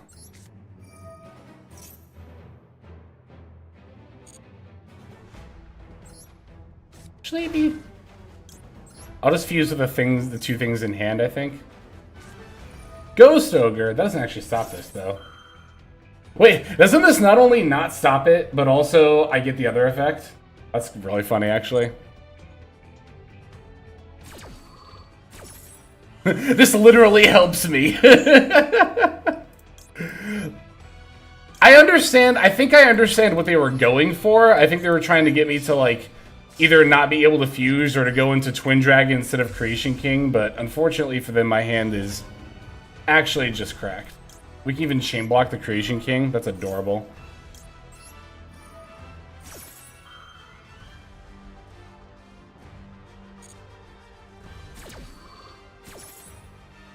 Okay, so we'll send this. And then we'll send you, and doesn't really matter what the other two are.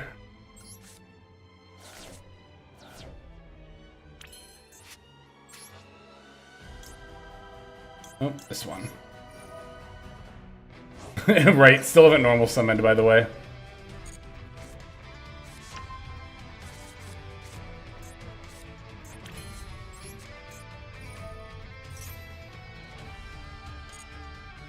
What all do we have in our graveyard? 1, 2, 3, 4, 5, 6, 7. Okay, we have like literally every name. We're good.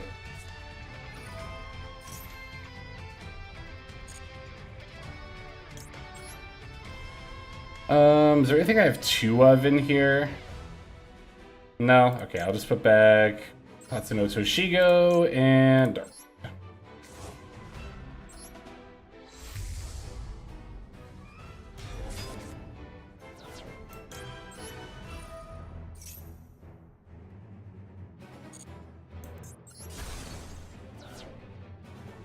this doesn't matter.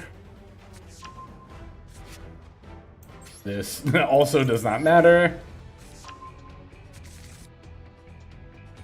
Okay, let's go 1.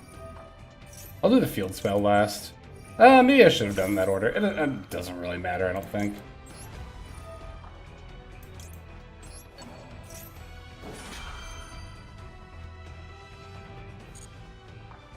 I wonder if they have anything. It feels like they do. I think they've gotten past priority a couple of times. Okay, this doesn't matter what we summon.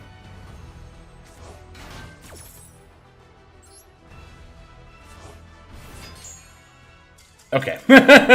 Good talk, opponent. This person, see, this person knew. This person knew what was up. They saw me summon a Kieran and they were like, all right, it's over. Pack it in. It's over. We're done. But I also don't think I needed a Kieran's effect to even win there, because I still could have Creation King to pop the equipped monster as well as the Lars, and I would just need 1 more pop on the Rex Tremend. Hex, are you into survival horror? If so, are you looking into Silent Hill F? I do like survival horror. I've not played a lot of mainline survival horror games, though. Silent Hill is definitely something I'd be eager to try. I actually own a PlayStation 2, and my roommate has Silent Hill 2 for PlayStation 2, like the original. So I've been meaning to play that forever, but I haven't gotten around to it.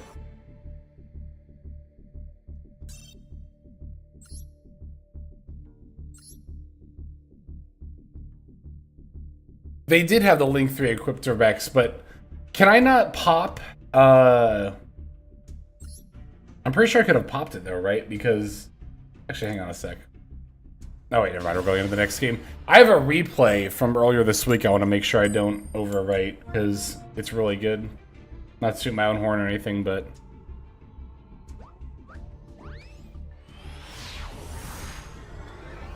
if last card in hand was Nib, yeah, I would have been very sad. His hand's pretty good. Got Sea Veiler, Bone Party, Mace. Not too shabby.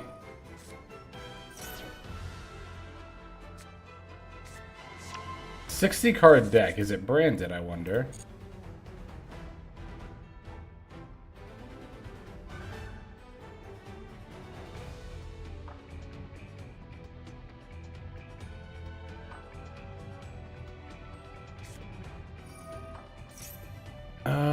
Yeah, this is fine.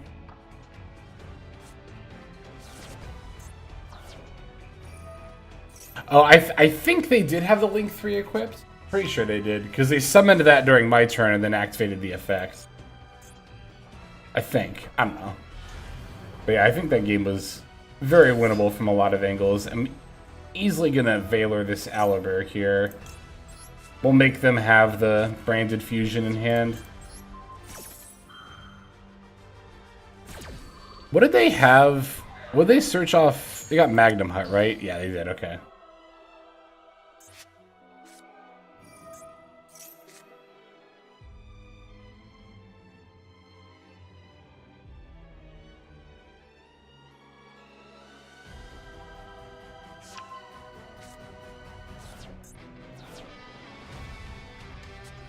Okay, so this. I'm just waiting for them to special summon. I'm going to toggle on this Maxi in the meantime. Haven't seen many pile decks lately. Every 60 cards in branded. It's a really bad time to be pile decks right now, honestly. And it's not even that the meta is specifically angled against pile decks. It's that everything is just more efficient.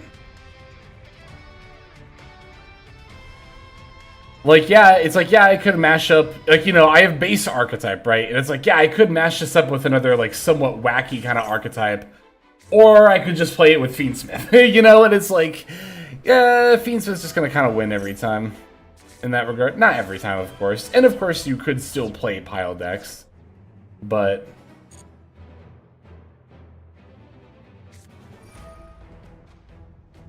Alright, there's a special summon.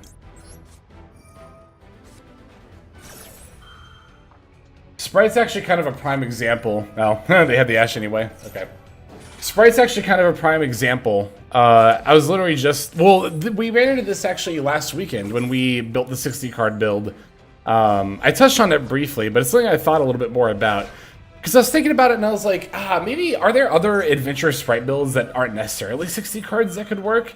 And the more I thought about it, it's like... Why would I play the adventure engine when I could play Fiendsmith? And that's like... way more efficient, an actual starter into my main combo line. It can still put up not even just the same number of negates, but more. You know what I mean? Like...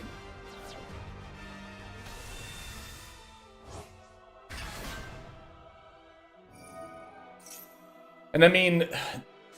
the other reason that pile decks are kind of suffering right now is that... Because there are two kinds of pile decks. Well, I mean, there's lots of kinds of pile decks, but... there are two main kinds of pile decks. One kind of pile deck is, I'm extending this archetype to 60 cards by adding wacky fun stuff. The other is just mashing up stuff together. You see this a lot with penned piles, but I also think about like the Auroradon combo decks, right? But the problem with that kind of 60 card pile deck is that those kinds of pile decks are like almost entirely 2-card combos. Like, think about an Auroradon combo deck. Pretty much every one of your combo lines is a 2-card combo. It's a 2-card combo that can get stopped with one hand trap, and it's like the most obvious, like, red flag for hand traps card ever, right? You actually have multiple of those. Whether it's your Tomahawk or your Auroradon. If either of those get hit with, like, Valor or Imperm, you're just, like, done. You just are done comboing. So...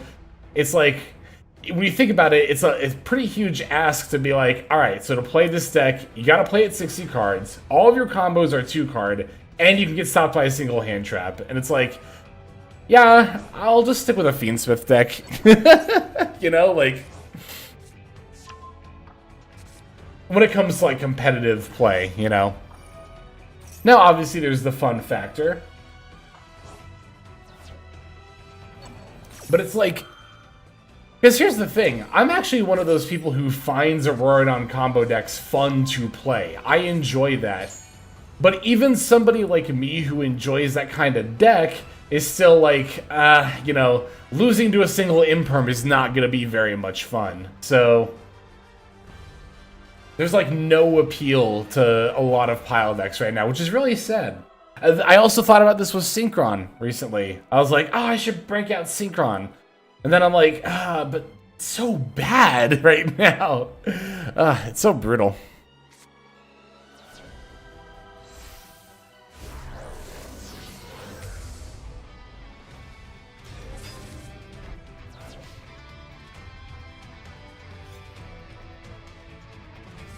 Alright.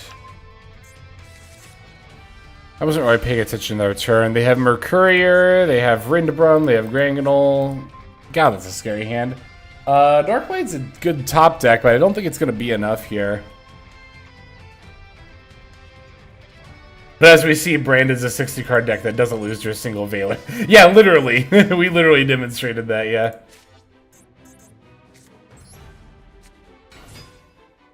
I guess I'll just go for the face down here.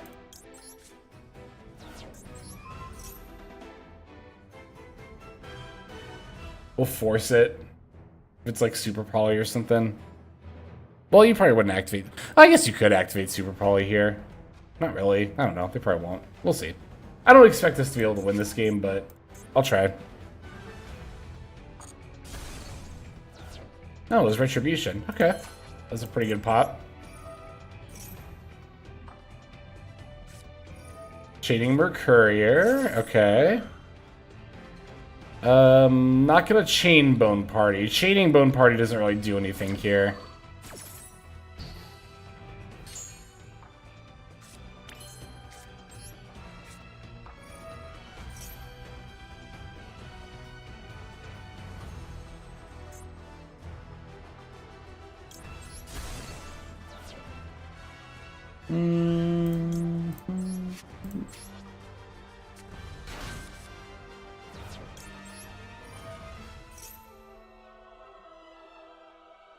Okay. Things are going better than expected so far. What's up, Remy? You recommend Blue Eyes for second round? It's been meh. So, Blue Eyes is a very strong deck, and I don't doubt that you can do well with it. But I think the main issue with Blue Eyes is that everybody's prepared for it.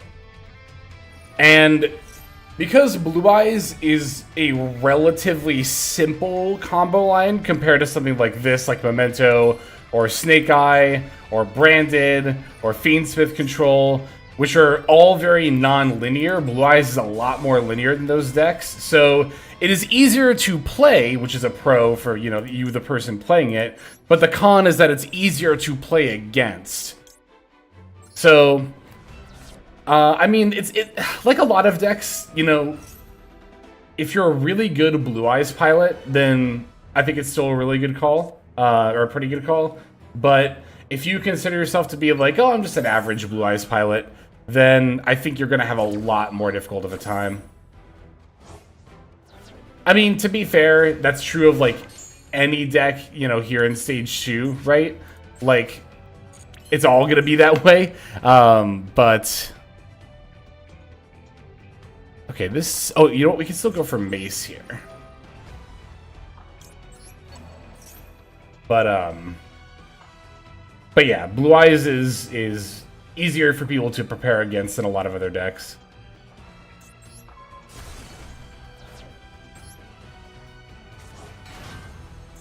We're actually going to try Blue Eyes at some point, probably tomorrow.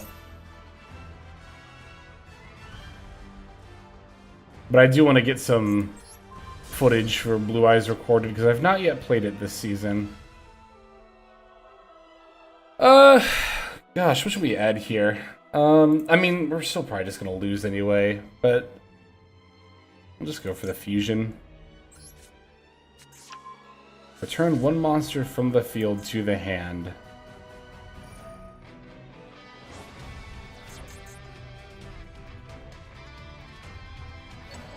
Is there a point to push to stage 2? If you're not seriously intending to qualify for Worlds, probably not. Granted, I'm not either. I'm just doing this to practice Memento. Legit, I am here to practice Memento right now. Actually, maybe I shouldn't have gotten the fusion. We'll figure it out.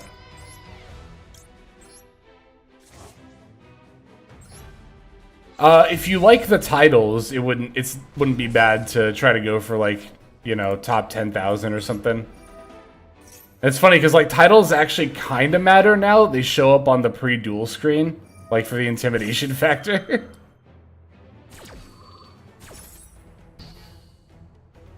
This negates too? Oh, it does negate. I'm an idiot. I thought this only... I totally just glossed over this line right here. For some reason, I thought it only... Yeah, we're done. Yeah, I don't know. I did completely glossed over that. I thought I'd only bounce. I mean, even if it did only bounce, we were still not winning that game, but...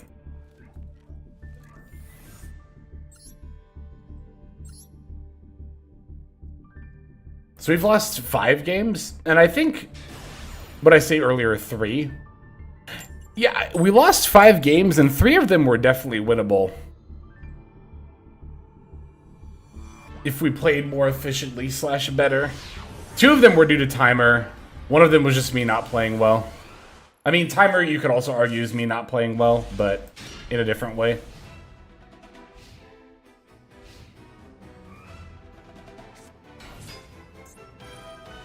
Droll's about to go hard here. Hopefully they don't have a call by. Actually, do they still get to add here? I don't think they do. Okay, well they have call by. Yeah, I don't think they do. I think they would just resolve basically without doing anything.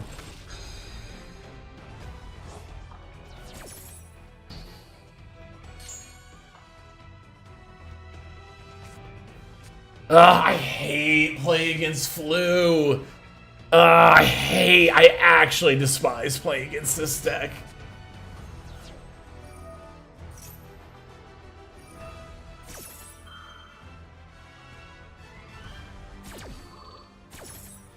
God, I want to surrender right now. Which is so funny because MPen is so not as bad as a lot of other stuff that we've already even faced today. But like, I really just want to hit the surrender button whenever I see this card in the field. That's a pretty good top deck.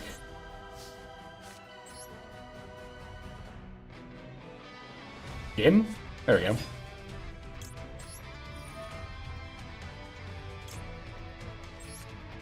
Yeah, I think a lot of people will bring the deck they're most comfortable with to an event like this.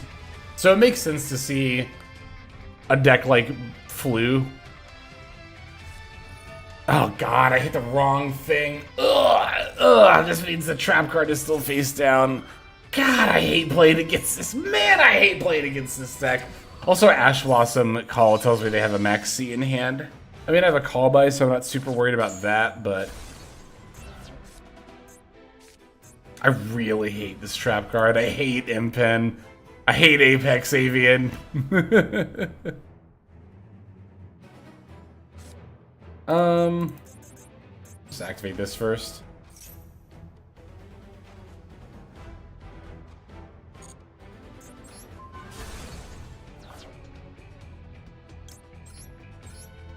This is all monsters, right? Special summon VODS. Okay. No, listen, I'm Flu's #1 hater, but I will also acknowledge that, like, this deck does not need to be hit anymore. This deck could actually get 2 more maps back, and it'd still be fine.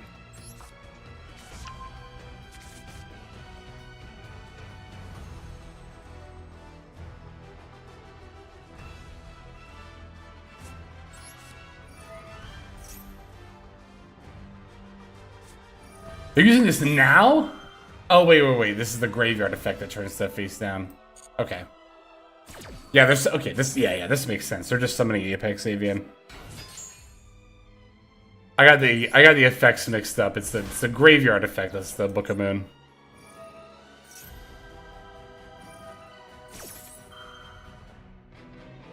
Yeah, I figured you were probably joking, Hex. Still feels like a lot of Flu hits were kind of pissed at it being such an efficient budget deck. Yeah, I mean, Konami absolutely wishes that MPen and map were URs. I agree.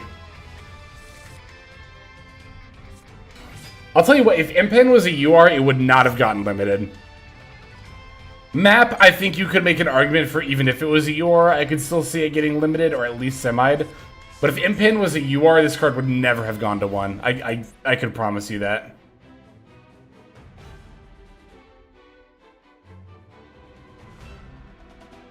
Rabina, Eaglin. Yeah, Rabina would probably be a UR. Does this deck only have one? No, it's got two. Wait, is it only two URs? The Snow and the Quick Play spell? Is that it? I think that's it. For like in the archetype. That's wild. And obviously, not only is the Snow not needed, but the Quick Play spell didn't even come out in the same wave.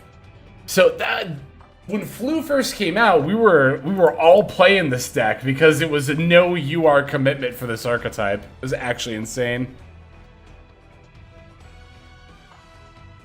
Been thinking of a Scareclaw blind second 60 pile. That sounds awesome. I haven't played Scareclaw in so long.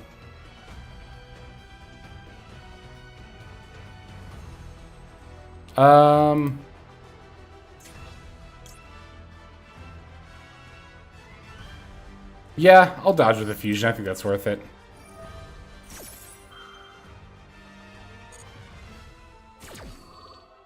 Oh, they don't get the normal summon if I, that's cool. I didn't know that.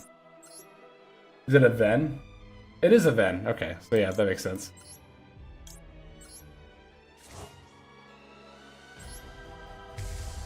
I'm not gonna lie, I actually forgot it was my turn. I actually should not have put back that Gaddock, probably. Yeah, okay, that's fine. It's not that big of a deal. Ooh. I can send extra stuff and some... I can send the Gaddock anyway. This worked out.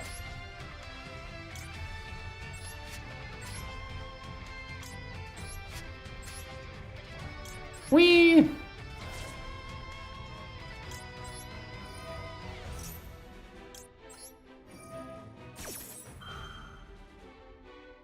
Okay, so they can still turn my whole field face down, which is really annoying, but at least they didn't get to summon Apex Avian. I haven't used Mace, right? Do I need Mace? I already used Fusion. No, I'll just keep Goblin.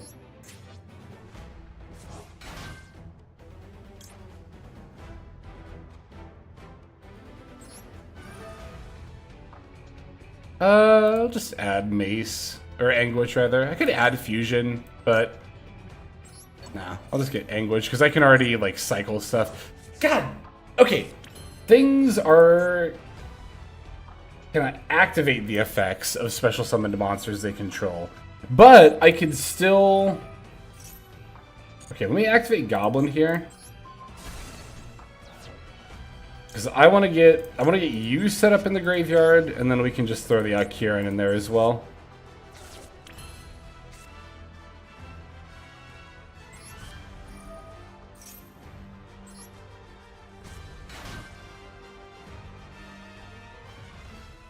Yeah, I was thinking the same thing. That we can just Creation King or Combined Creation OTK.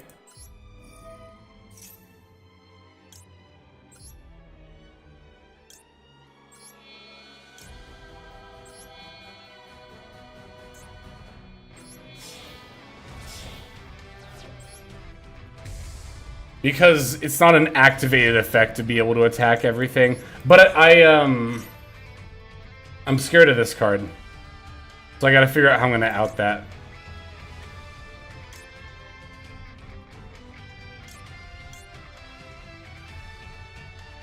It doesn't really matter here, does it? Oh, the trap has to... It's only when you tribute summon. Okay. Oh yeah, that makes things even easier then. I could still pop the M-Pen if I wanted to here. But I think you're right. I think I can just go for the OTK. Right? Because 5k... Yeah, I walk all over them here. Oh, but it has to be the only monster up to be able to attack everything, right? No other monsters. This card can attack all... I can pop M-Pen... Well, this doesn't put stuff back from the field, right? Hand and or graveyard. Yeah, but if I pop too many things here, then I don't get to actually, like, walk over them for a lethal. Link the Gaddock and Seahorse into something and then crash it. Oh, that's a good point. We can just do that.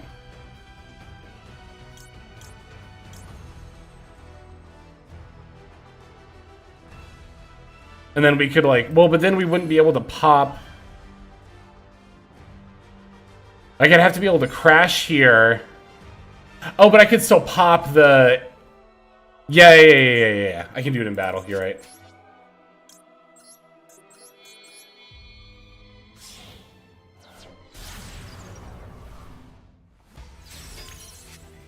You are correct.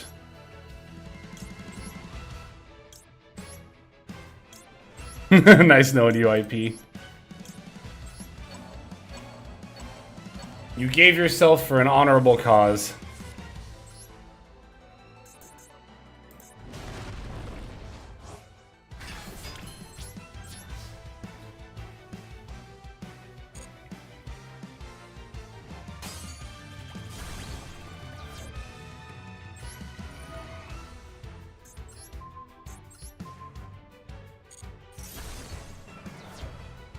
No.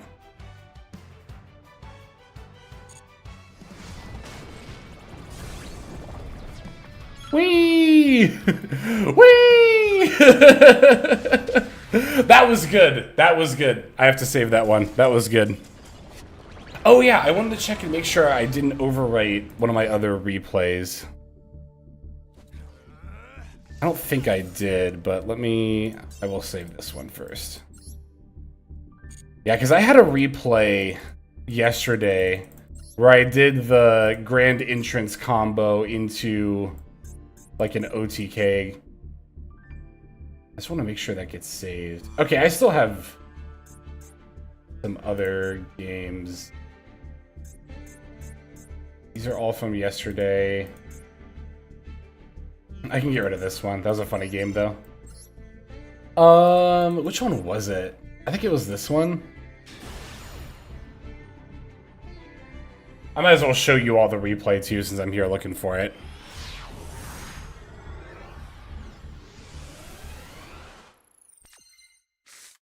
No, wasn't this one.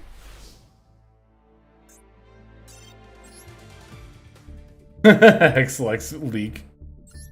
True, true. I do have them all set to public as well, so if you ever want to add me with my code or whatever, you can see all my replays there too. Was it unranked? No, it's... Tell me I didn't get rid of it already. I'm gonna be a little sad if I did.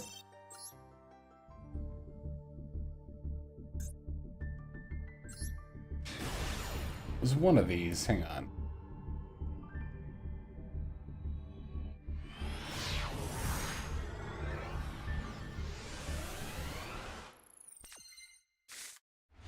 No, I think I might have gotten rid of it. Oh, rip if I did.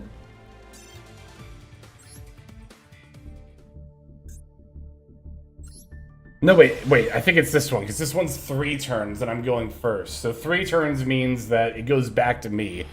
So I think this is the one where I grand entrance opener into OTK.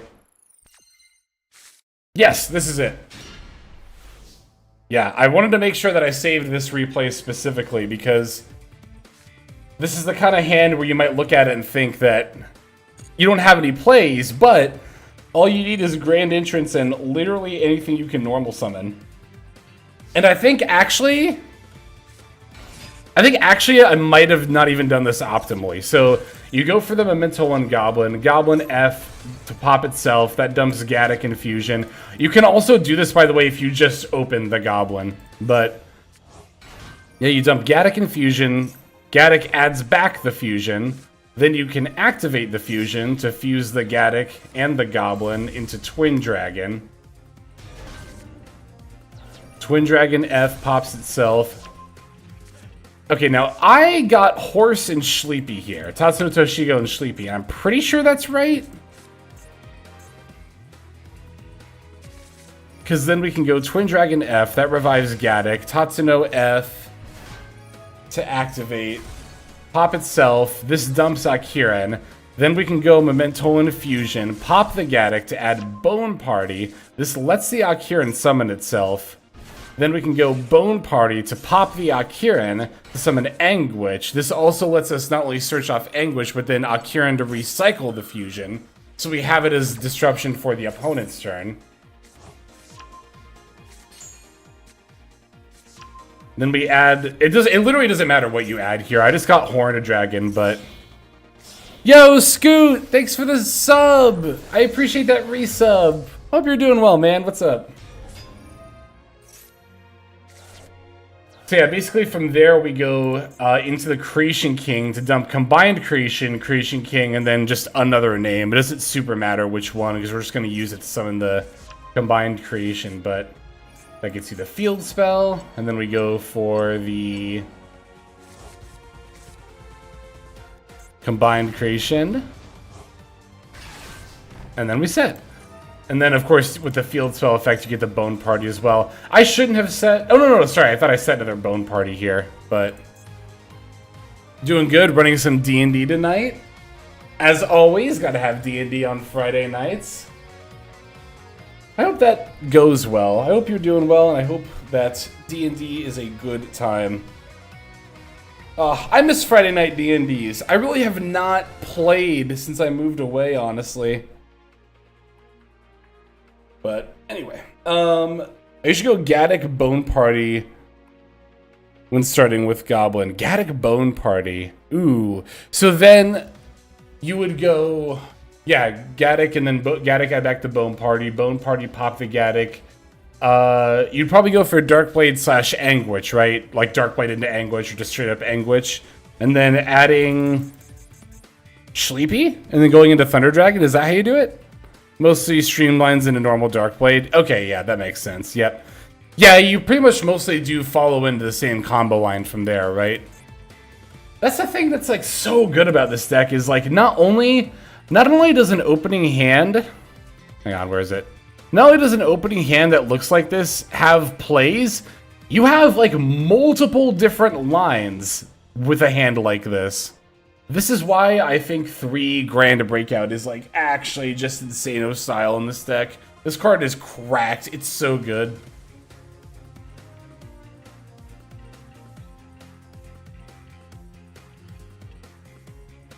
Got most of the group back together for a short finale campaign. Got burned out, quit running for a couple of years. That makes sense. That's awesome. Yeah. Yeah, I definitely miss D&D. Oh my god, it was so much fun. Such a good time. I'm glad things are going well. Super appreciate the resub and just hearing from you in general, Scoot. So yeah, like having this kind of a hand is just so insane. Well, like having this kind of a board, I mean, for the kind of hand that we opened is just so insane. Now, this opponent was playing Ancient Warriors, which I was like, whoa, Ancient Warriors, I don't know what any of these do. So we just kind of like navigated the board a little bit loosey-goosey here. So here they went to pop my Combined Creation. That's why I popped it with the Bone Party. Now, obviously, that's going to turn off like going into Mace, but we still have tons of other ways to disrupt here. We can do a full board pop here. Like Creation King can pop up to 5 cards. We still have the Imperm and the Call By and the Ash, and we can still Memento Infusion into Guardian Chimera, and we can still Sleepy into Twin Dragon. By the way, this deck's actually just insane. Actually, just insane. Now the reason we didn't target the other thing here is because it has. Wait, no, the level 7 was giving it targeted protection, so that's why we couldn't get rid of the level 4 there. But whoa, with the gift subs. Is that gift subs I see? Hang on, let me pop back over to Twitch here. Scoot with the 5 community gift subs. Thank you so much. I super appreciate that, man. That's so awesome. Thank you for the support. You are far too kind. Far too kind. Alright, so they don't get the Graveyard Banish here because we already negated their stuff with Imperm, and then Guardian Chimera just pops the rest of their board here. And we still have Ash, we still have Call By, we still have Nib if they still end up putting up a scary board, which I thought for a second at this point they were going to, but then I was like, okay, this is just Typhone. This is just Typhone against 2 monsters that are stronger than it, so I'm really not that worried. Thank you, Scoot. Thank you so much. You are far too kind. Far too kind. So yeah, at this point it was just like, yeah, summon Akiran, summon Combined Creation, win. I feel like the Akiran on summon effects was totally the designers throwing Memento players a bone, because like they were like, listen, I know that you can't reasonably do all of your combos within a time limit. So we're just gonna give you this attack directly effect. Just get your 2 big dudes out. Doesn't matter after that. You can just swing in for lethal at that point. I actually didn't even need to do that, by the way. Like Akira and OTK here, because I do have the Guardian Chimera up, but I mean, come on. We can't not style on him, right? And we needed all the... Well, we didn't need this body up. We needed most of these bodies up to win either way, but yeah. It is funnier this way, yeah. So, I wanted to make sure that I got this replay on lock. That last one was really good too. I'll get this one on lock as well. Actually, these are all going second games? Hell yeah, let's keep those. Okay. Okay. Just want to make sure I had those saved for potentially a future video.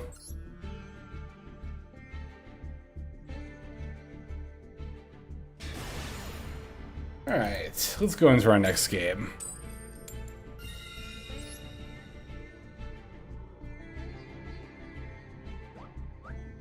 Whoop, whoop, woo! I love the hopping sound that Rescue Rabbit makes.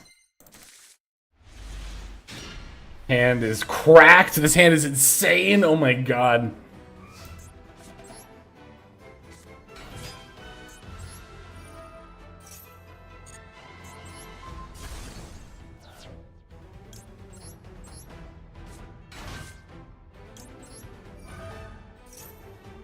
Alright, we already have Tatsuno, so I'll just get Sleepy here.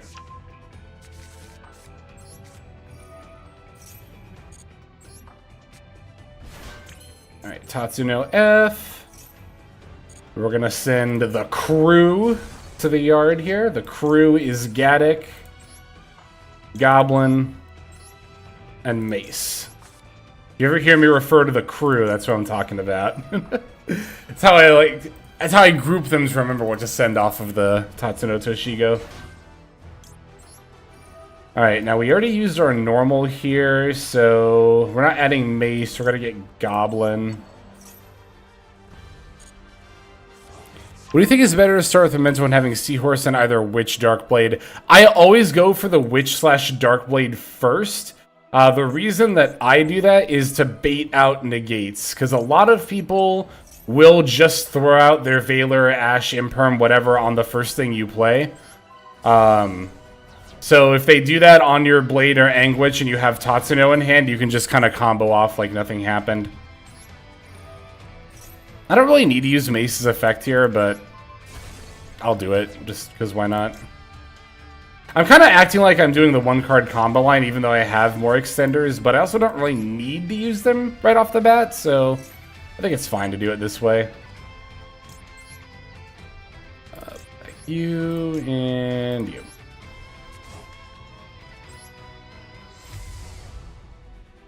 Now the thing, okay, so I'm at a stage where when I'm playing this deck, I feel very comfortable doing like pretty basic lines like this, but I'm kind of afraid I might be losing out on some advantage somehow. I don't think I am, but I'm always paranoid about that. We'll just add horse, or not horse, dragon, and the extra goblin here.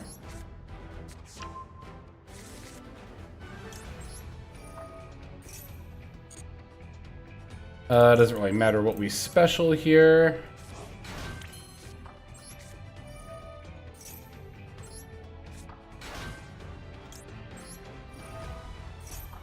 If I'm being efficient, I really should use all three from hand to fusion summon here.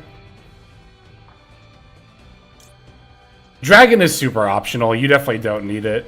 I've never felt like we've needed it. I kind of want to keep the goblin in hand. You know what? I will. Because I think I might end on an extra body here anyway.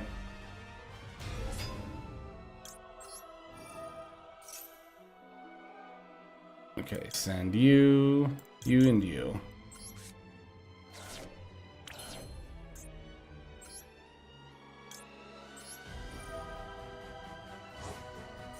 I always like doing EP fusion first, then actual fusion. For me, I try to look at, like... Hang on, let me, I have to think for a second here. What am I doing? I'm activating the fusion graveyard effect. Okay.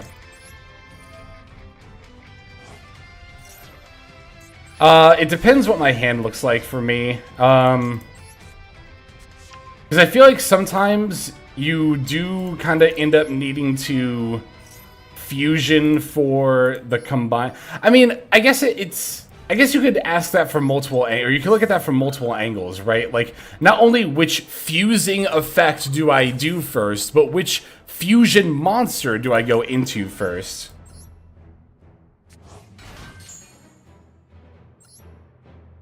Because you could make some interesting arguments there. Alright, we're gonna Bone Party the Akiran. We need to add back the fusion. Does not matter what we summoned here at all.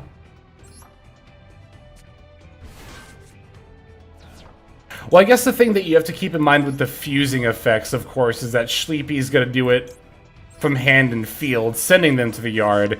Fusion, you can put stuff back from the graveyard. So I guess it does kind of depend, like, if I think, okay, do I need... Like, am I not gonna have 3 things to fuse, you know, with the Sleepy? Not even just that, but also like, okay, do I want more bodies on board? If yes, then I should probably consider using the fusion for the Creation King. So that way I can get more, and have more bodies on board.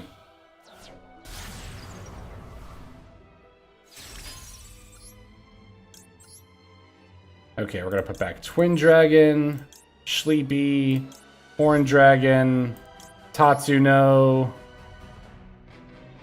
and Goblin, I guess? Yeah, we'll just do Goblin.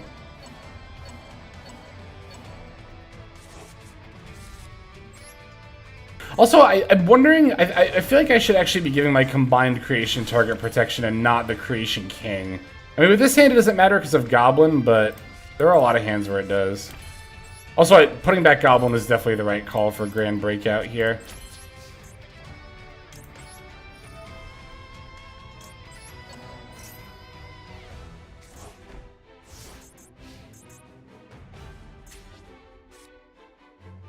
Okay.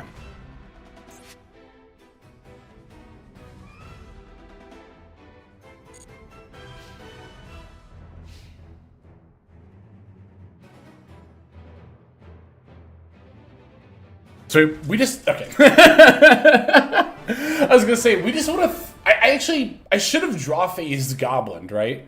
Because Goblin is just a blanket protection for all Memento monsters for the entire turn. So you really should just throw that out ASAP, right? Your opponent cannot target Memento monsters you control with card effects. Yes, okay, so that's how I should be doing that.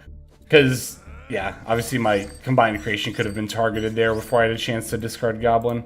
Also, of course, you can't chain Goblin to an effect that's already targeting your combined creation because it's already activated.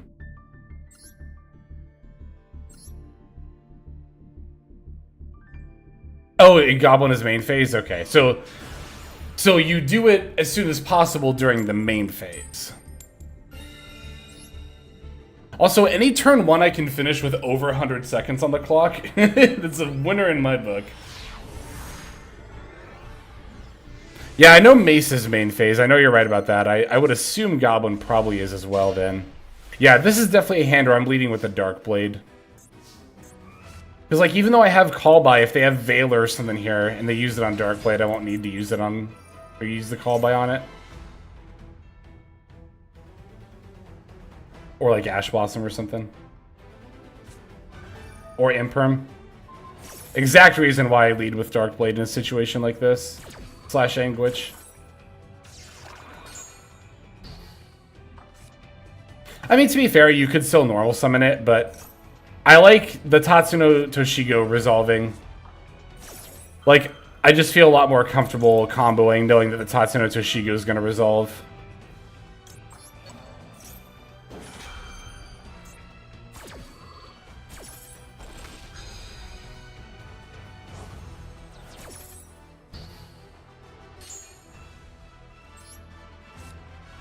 I will say, though, I think that a lot of people... Oh my god, wow, they just have everything. Holy.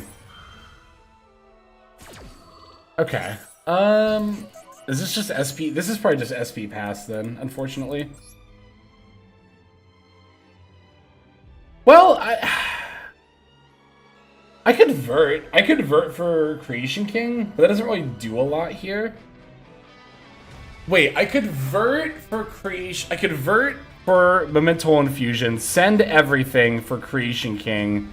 Creation King dumps 3. Like, I don't get to summon anymore, but I can still put the field spell up. I can still reset... You know what? I'm gonna try it here. I mean, we're using this for training, right? So let's see how good this is. Let's see if this ends up being better than SP Pass. Wow, do they have another hand trap? Is it a Bestial? It's probably going to be a Bestial.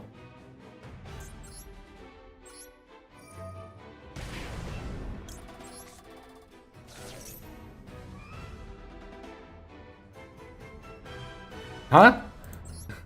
Can I not? Oh, I can't. I can't, really? Oh, a monster in my possession wasn't destroyed. RIP. Oh, no.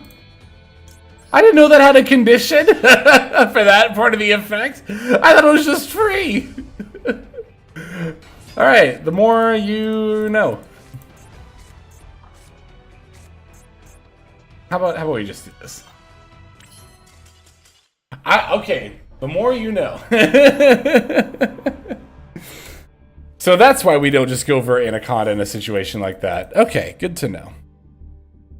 I'll count that as a winnable game as well. I guess that's not certain, but... Yeah, I took it down a certain path of defeat. Yeah, wow, I never realized that had a condition to be able to fuse that way. That makes sense. That would feel a little broken if it could just always fuse from the graveyard no matter what. I've never once tried to activate the fusion without doing that, though. Without popping a card first. This hand would have been fine going first, but it's pretty bad going second. Okay, that works. Apparently our opponent's hand was worse. That was not the draw I wanted to see. This hand is awful. Wow. This hand's actually, like, brutally bad. They didn't even set a card for me to discard, like, Gaddock off Darkblade here. The whole gang is in hand, yeah. God, what I would do for a card destruction right now. I'm actually going to go for Anguish here. Because I kind of might need to save Darkblade for a back row pop. I feel like that might end up being the case here.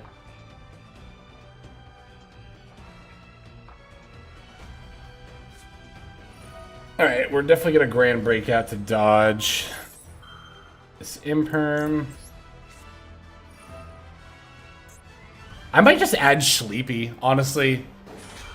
Like, I think we can just skip going for Tatsuno Toshigo here.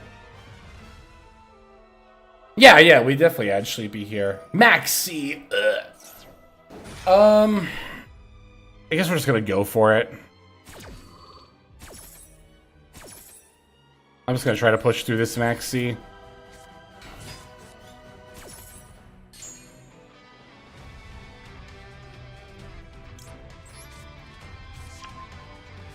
Actually, we won't have to give them that many draws. It'll be enough, honestly, though.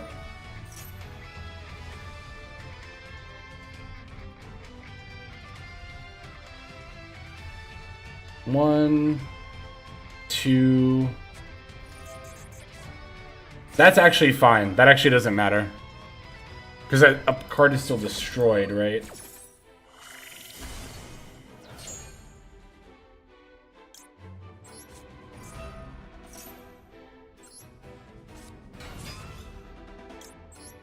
Please resolve. Please let this resolve.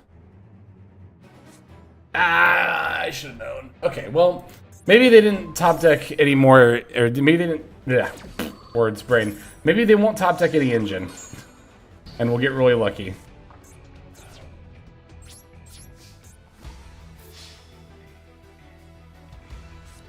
Oh no!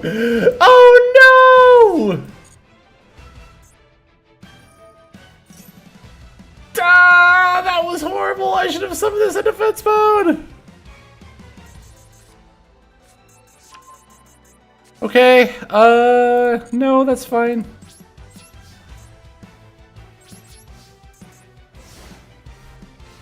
Pretty sure we just lose now.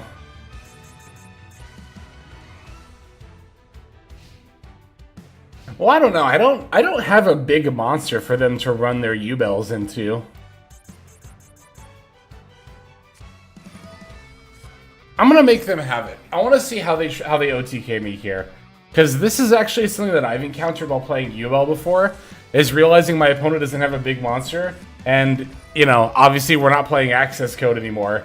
So it's like, well, shit. How do I win in situations like that? So I'm gonna make them have it here.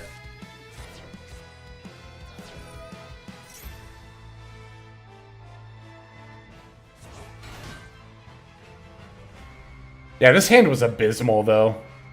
Well, I don't know, that's the thing. In this situation, this hand was abysmal.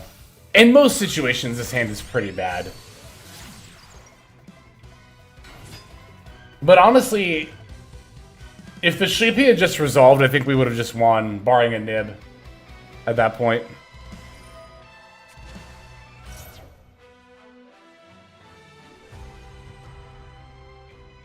Yeah, because the Sleepy would have dumped... I would have just put the whole... Well, actually, no. I wouldn't have put the whole crew in the yard. I would have put Mace, Gaddock, and Darkblade in the yard to fuse for the king.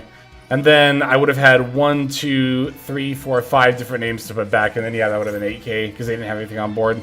I mean, well, they would have probably still had the U-Bell in hand, but... You know what I mean. You know what I mean. So I'm guessing their hand was Spirit of U-Bell plus a bunch of hand traps. Might have just been a bunch of hand traps, though.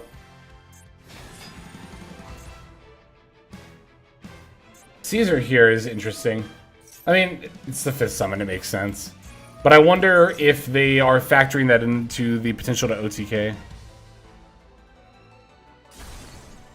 You would need to get Aki out at some point. No, because remember, they passed with nothing up. I mean, granted, we know they had Spirit, so yeah. With that knowledge, we would have had to have gotten Aki at some point, but I'm operating off the version of me that didn't have the knowledge that they had Spirit of U-Bell in hand, who would have just made Combined Creation plus Creation King and then swung into an open board. Granted, I would have probably still gotten hit with the Spirit there, but...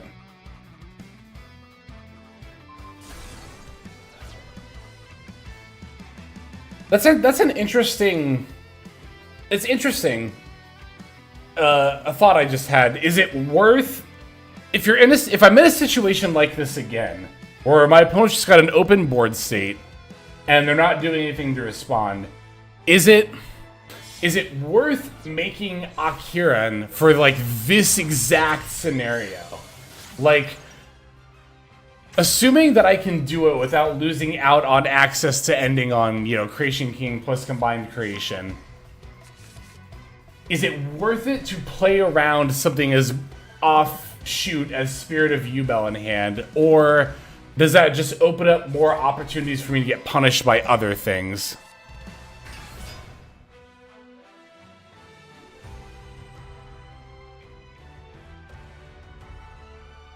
I don't actually know the answer to that question off the top of my head. Now, in terms of saving time and mental energy, I'm probably not going to play around Spirit of U-Bell in situations like that moving forward, I'll be completely honest. But if I were playing optimally every single time, then that's where the argument comes in. Like, if I was playing in a tournament, I would think a lot more about it.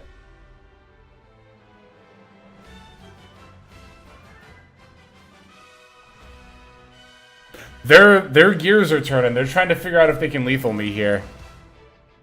Oh, they might actually be able to. You need 2 plus 2 plus 2 is 6. Okay, if they can get one more level 10 on field, they can definitely OTK me here. They don't have Gruesome Gravescormer in the yard, which is good for me. There are other ways they could lethal me here. Holding Bestial, still battle phase. That's another pretty good case point, actually. Maybe it is worth doing. For those reasons.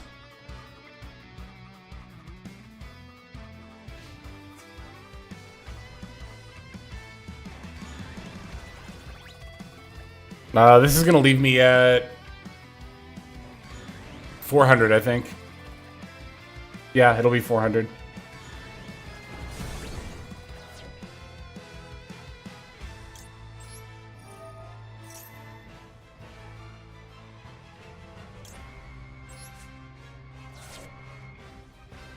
Wait, that's not an activated effect.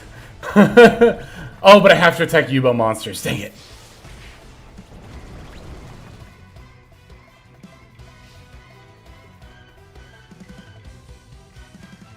Will Dark Blade ever resolve? There's no shot, right? Unless I activate something first.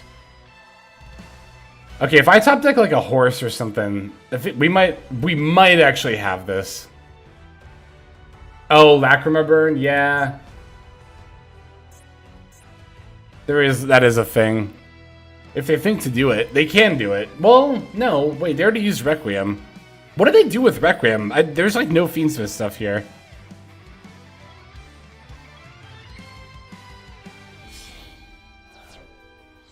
Oh, they just went straight into Caesar. They didn't even bother making a Requiem. Because they were that scared of Nib. Okay.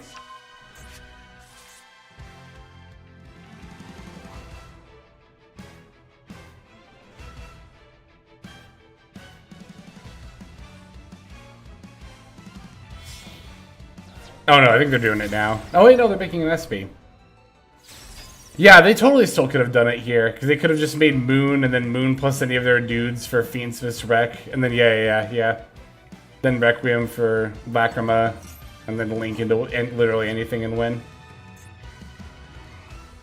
Also, brutal, absolutely devastating. I'm just gonna concede.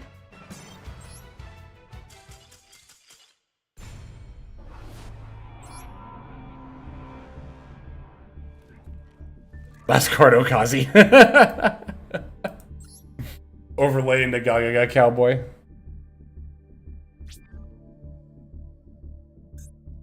How have we only done 2 dailies? Oh, we don't have that many missions up, that's why.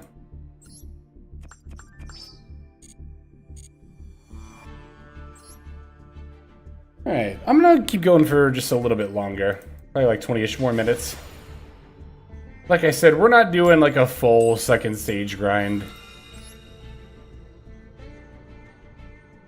We're just getting some practice in. Probably gonna start tomorrow by queuing up Primite Blue Eyes, and then we'll probably just switch back to this deck afterward. It's pretty good. Sparks in case I'm against the Dinomorphia player. Hey, Konami does meme archetypes. They just made the MST Negates archetype. They might actually make a Sparks archetype someday.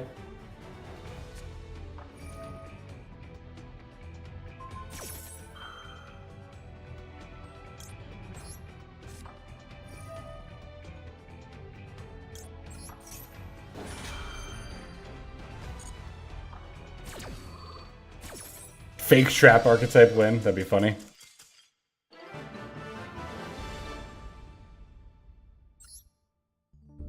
Yeah, Konami's always been in on the meme cards. King of the Skull Servants came out like way early into the game. That was like the first meme support card I can think of.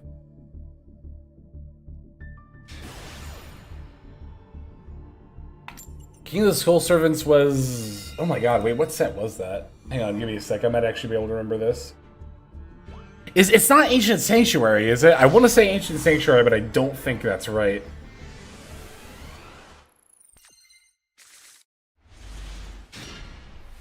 I have no idea. I'm not gonna think of it.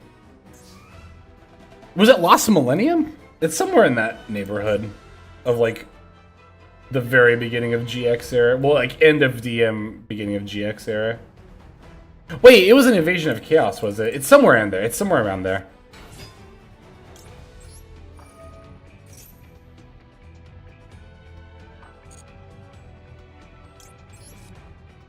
Yeah, it's pretty good. We got Grand Breakout, we got starters. Can't ask for too much more than that. At least the new MST cards don't feel quite so out of places. Thank you! I 100% agree on that sentiment. I've said it before, actually, that I love that Hungry Burger got support. I just wish that it felt more thematic. Like, I understand that Noveles is a fancy, you know, French restaurant, and the theme is that the meals get sent back so much that the chef gets mad and does the hunger. Why am I still doing stuff? We're under Max C. Yeah, I'm just gonna concede. I screwed that all up. Yeah, I wish the Hungry Burger archetype would have been like a fast food drive-thru. I've said it before, I'll say it again. The follow-up, the Hungry Burger support archetype should have been a ritual archetype, of course, but the ritual spell should have been like a customer shouting into a drive-thru box. That would have been great. That would have been my favorite spell of all time. That says, not to toot my own horn, but toot toot. I think that's a great idea for a ritual spell. But, also, the demon chef on, what's the card called? The Hungry Burger ritual spell is not part of the archetype at all. Like, I imagine that demon chef on the burger ritual spell card to be like, you know, a main deck monster in that archetype, like trying to run the fast food restaurant. Yeah, I think that would have been, I don't know. I don't hate the idea of Noveles. I just don't understand why it's the Hungry Burger archetype. I guess again, I understand why. I just think they could have themed it a lot better. We are talking about burgers, Zelnick. We're talking about the lore and the aesthetic of the burger archetype. They use Ash Blossom, right?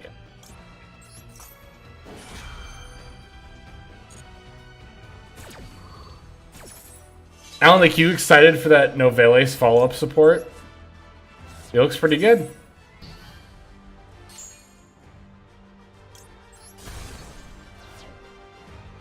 We'll do Darkblade for... probably shouldn't have done Darkblade, but... it's debatable. What's up, Blaze? Hell yeah, I am. It looks really good. That whole set, was it Duelist Advance, I think it's called? That whole set has so much good support in it. What am I doing? Tatsuno Toshigo? Yeah.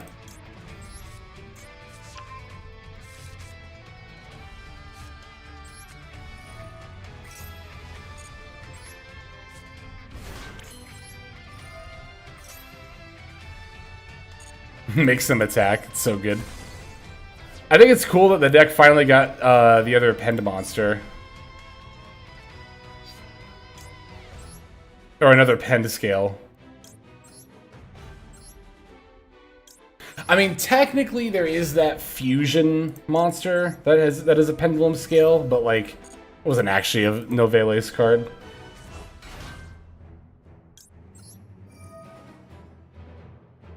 What am I'm adding back something here. We're gonna add back the Horned Dragon. And we're gonna Anguish for Mace. Because we didn't go for Sleepy. Which we don't have to, but it's just important to keep in mind what you still need. Pop you. Or you. And then you.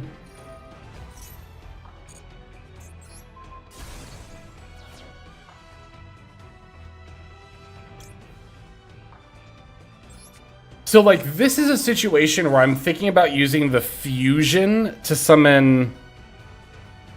No, I still need to go for Twin Dragon first. Yeah, and I'll get extra, but yeah, we'll do Twin Dragon first here. Yeah, we have to. I almost screwed that up. Let's use Darkblade and Tatsunozo should go. Thanks, Blaze. I'm not super looking to get like a ton of points, so the climb itself could have been better in terms of our win rate, but like I said, I'm not really concerned about that. This is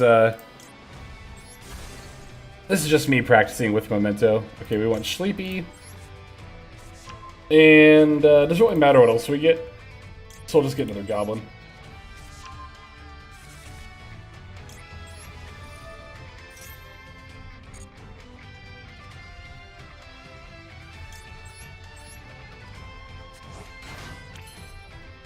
Alright, blah, blah, blah, blah, blah. Can make Elf. We don't have to do that just yet, though. Let's activate Sleepy.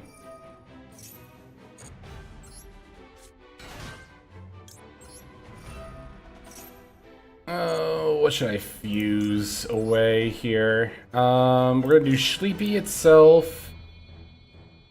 I know I added this Goblin for, like, protection, but I think I might end up using it as a material. I'm just gonna do both the Goblins.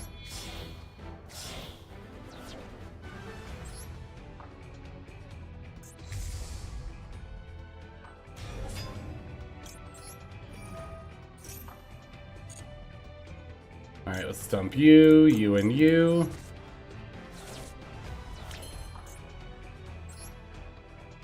Alright, let's go King F.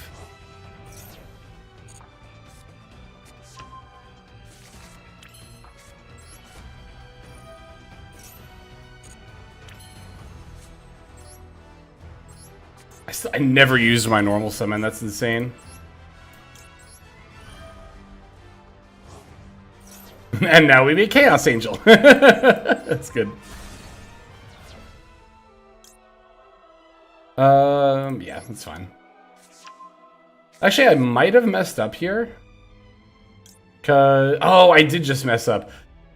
I should have added a fusion there. Shoot, that actually does matter. It's fine. It's not the end of the world. I forgot I started this combo line with Bone Party.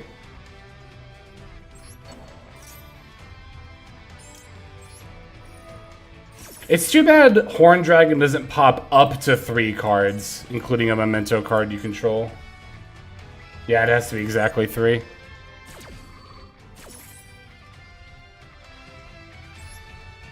So, I want to play voiceless. Actually, you know what? Hang on a sec.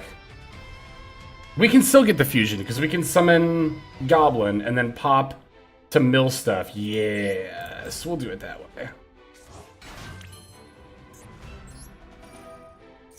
We're gonna lose out on a body doing it this way, but it should be fine. Hopefully, we'll see.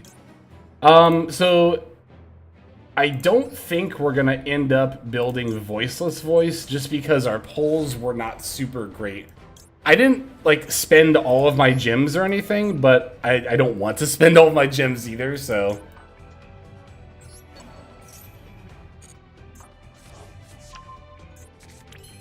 Okay,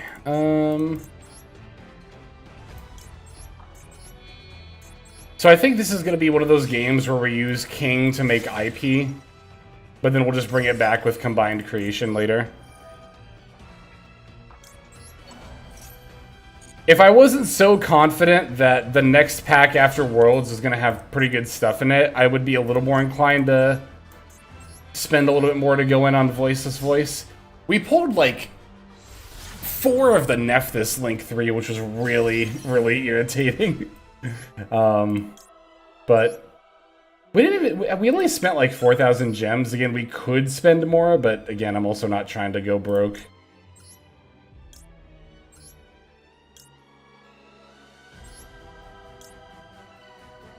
Oh, hang on. Actually, I want to rethink about what I'm putting back here. We always put back Dragon. We always put back Sleepy. Let's put back one of these Goblins. Let's always put back Horn Dragon, and then we can put back... Doesn't super matter at this point. We'll just do Tatsu now.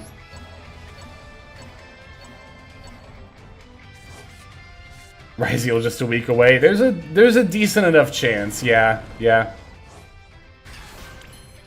A decent enough chance that I don't want to risk running out of gems and not being ready for them.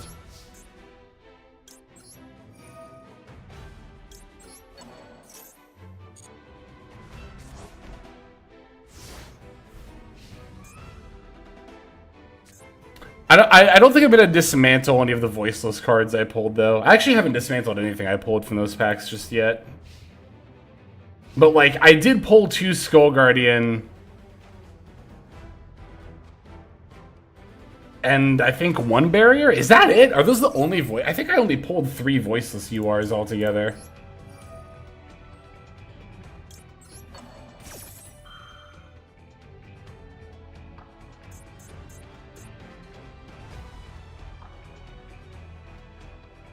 We did pull a Perilia and a Winter Cherries, too. And again, like 4 copies of the Nephthys Link monster. Are they going to put Malice and Ryzeal in the same pack? I would be extremely surprised if they did that. I think they're absolutely going to separate those into probably 2 back-to-back. Maybe not quite back-to-back, but I think there's a very good shot they will separate those into multiple packs. Call by on the Gaddock is annoying, but fine.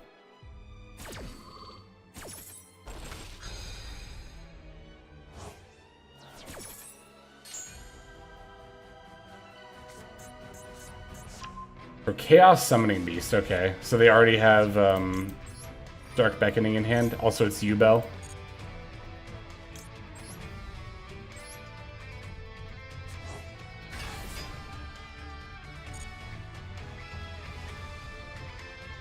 They have been getting weird with the release order. Yeah. I wouldn't be I don't know, actually. The big question for me is which one's going to come out first. I think they'll probably do Ryzeal first so they can hit it sooner, if I had to guess.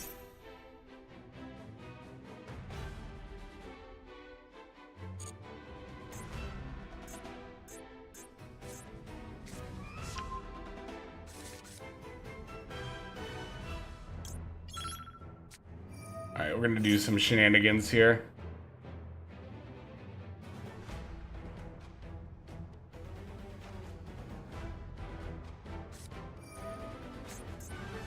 That's fine.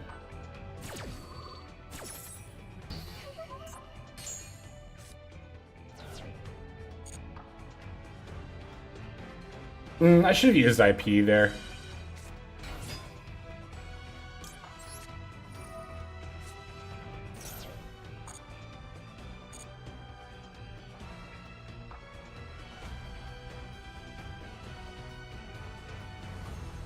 I think full power Ryzeal is stronger than full power Malice. So I think Ryzeal will need more hits, probably. Slightly more, but still more. Like Ryzeal, I think they're gonna probably pre-hit a couple of cards to 2 if I had to guess.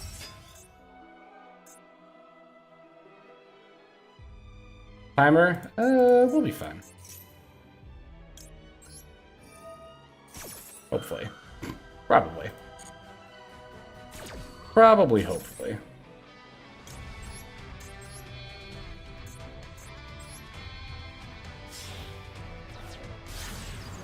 I should not have done SP yet.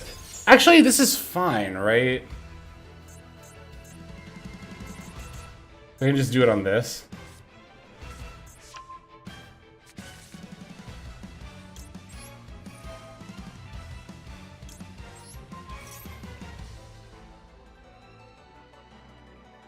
Because Sharvara can only pop face downs and fiends.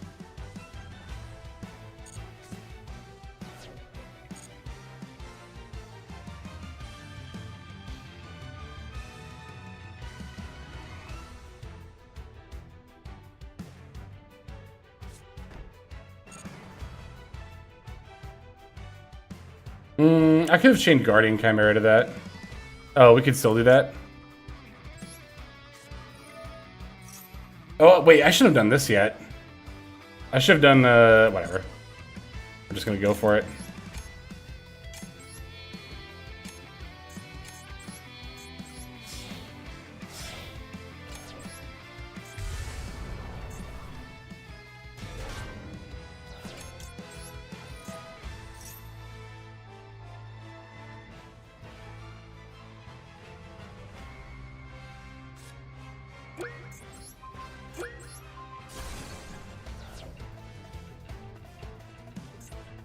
Waking the dragon? Oh, that would have been brutal.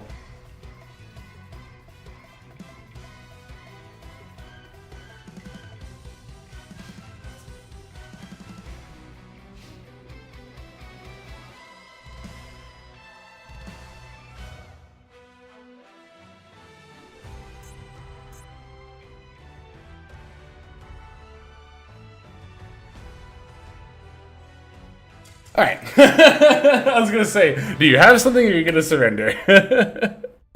I was like debating. Well, what I was actually thinking about there is I was debating, all right, if they set a face down card, am I gonna try to toggle to pop it during the end phase? And I decided the answer was gonna be no. Master Duel is a format for people who would consider funny tech cards. Why do you think I like Master Duel so much? Like, legit, that is honestly, like, one of the things I like most about Master Duel. Well, I guess it's actually even more accurate to say, when I used to play Paper, that was one of my least favorite things about playing Paper, was being like, God, I really want to try out this funny tech, but I'm not trying to, like, spend $30 and wait a week and a half for the cards to come in the mail, only to play it at one locals and get kind of bored with it. Pretend I use my channel points for that. Yeah, I need to get channel points like going again. This hand is really weird. I mean, this hand's actually fine. I'll normal summon Mace, I think, and then go Grand Breakout, and I'll hold the Ash Blossom. I feel like that's right here. Well, the thing is, Mace could pop itself to search. Well, I already committed the normal summon, so yeah, I need to get channel points going again. That's like one of a million things on my to-do list. That's one of those things that it's really easy to slip through the gaps on my to-do list. Oh, that's brittle. You were supposed to dodge the imp? No, it's fine.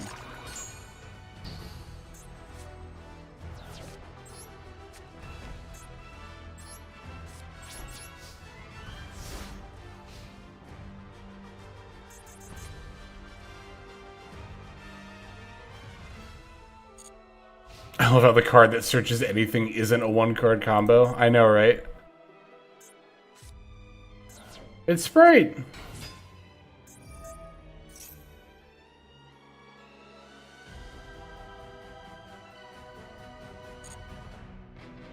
They special summoned it. So they're gonna bounce normal summon dump again? No, they're gonna normal summon Beaver. Oh, that's annoying. I'm gonna have to let that resolve. At least their sprint is bad here. Because they open 2 Beaver. 2 Beaver plus Swap Frog is not ideal.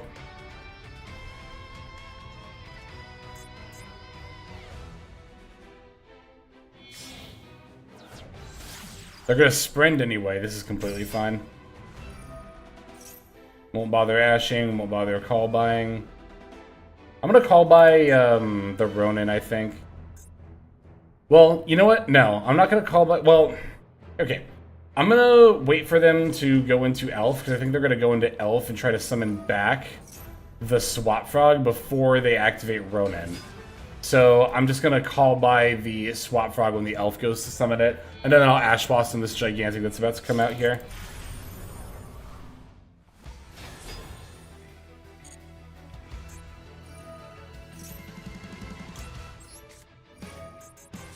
You know what's really funny? I had a game the other day where I was playing Fiendsmith Sprite, just taking a little break from Memento, and I led with Fiendsmith stuff, so I went into Caesar to give myself nib protection.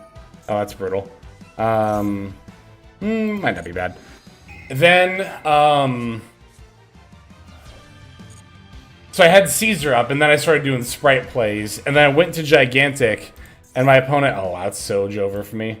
And then my opponent went Ghost Ogre on my Gigantic, and I was like, ah, that sucks. That card's really going to counter Gigantic. And then it resolved, and then it asked me to detach a material from the Caesar. And then I was like, wait a second, the Gigantic will still resolve. And it did, I got summon blue, and I just made a full board anyway. So, fun fact, Caesar is not only makes your Sprite combo nib-proof, but it makes it ogre-proof too, which I had never thought about until it happened to me. And I was like, wow, that's really good. Okay. It's another reason to play Fiendsmith and Sprite.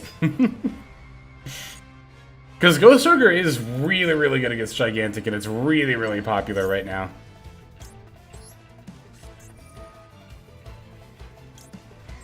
Alright, they did put Carrot up, but they'll have to give up one of their bodies to be able to stop this. So she'll probably just give up the elf here if I had to guess. No, they're going to let it go. Okay, that's fine.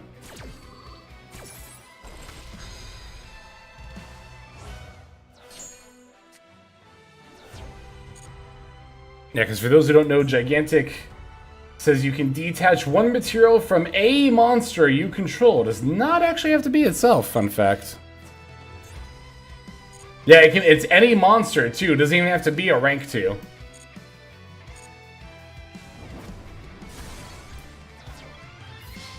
Technically, if a non-Xyz monster was able to have a material, you could even detach it from that. But I don't think there's any way to set that up. I wonder if... Is this wording true across all Xyz monsters? Like, that detach stuff from other... Like, because I know Xyz monsters that detach materials from themselves say, you know, you detach from this card. But do other effects that detach materials from other cards, do they say detach from one monster, or do they specify one Xyz monster? I'm pretty sure there's no way to give a non-Xyz monster a material, but that would be funny if it were possible.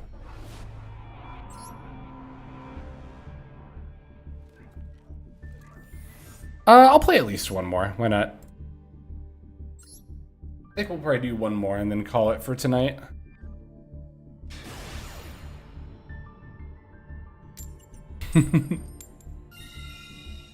You could cheat. You could just stick it under there.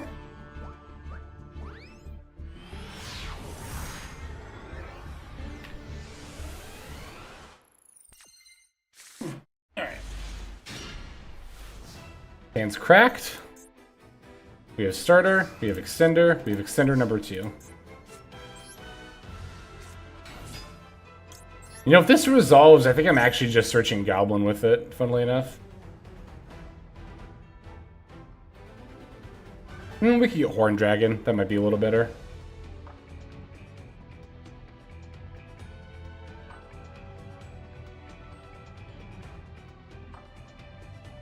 Bigabonga says materials detached from a monster. Okay, so yeah, they don't specify Xyz. That's interesting. I don't think that information is going to be useful, but it is fun to know.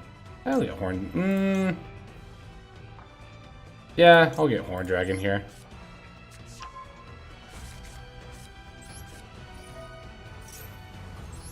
I maybe should have gotten Goblin anyway, but like, I don't know. It's fine. That's true, they do need to save as much space on the text as they can get. Even if it's 3... Well, technically 4 characters, right? Because it'd be Xyz plus the space. Well, the space, no, the space would be there anyway, so it's 3 characters.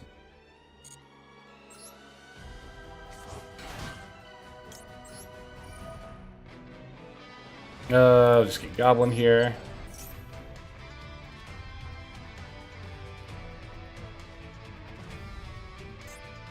Bestial? Question mark? They debating if it's worth it to banish Goblin or do it later. It's exactly what they were debating.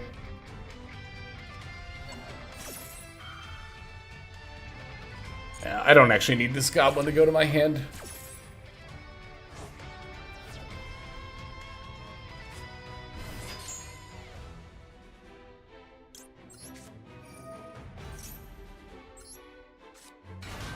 Am I doing Creation King or I'll do Twin Dragon here. Yeah, I'll just do Twin Dragon. With you. Actually. Well, no, I have to do it, okay. Yeah, we'll do it with the Horn Dragon then. I maybe should have Anguished for Mace first. It's like debatable. Yeah, I'm a little surprised they didn't Bestial the Gaddock. I'm very happy about that, but I am surprised that that wasn't the case.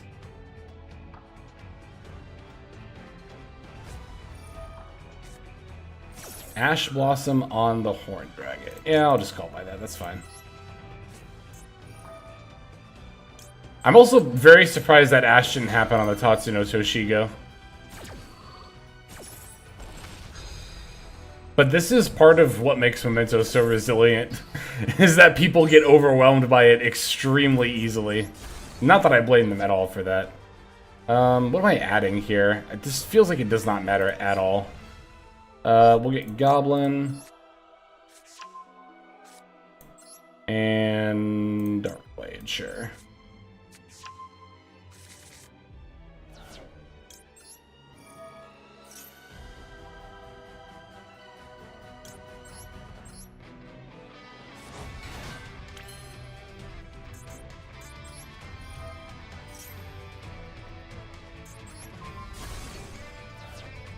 Give me the fusion.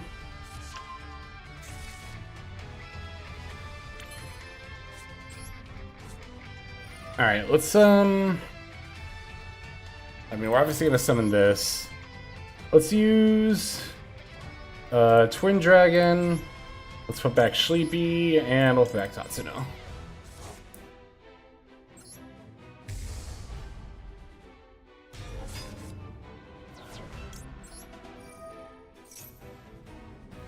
We have another negate?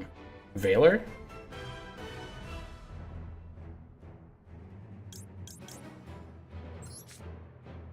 Okay, fusion is in the yard. That's good. Alright, activate this one. Do I have... Okay, I have Mason there. Good. Nib would be scary.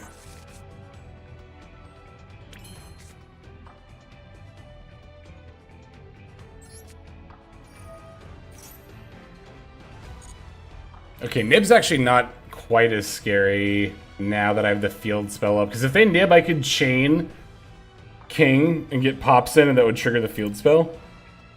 Which would get me like, I don't know, something, right?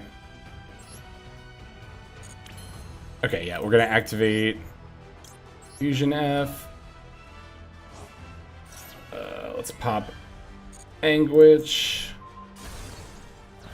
And add Bone Party.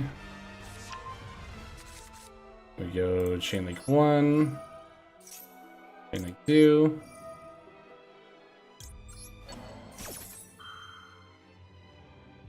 Maybe they were waiting for me to use the field spell F. That would have been smart of them, if true.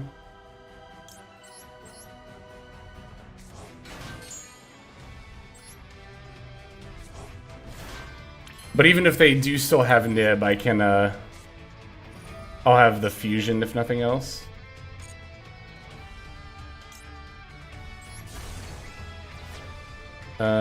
Doesn't matter what we summon here.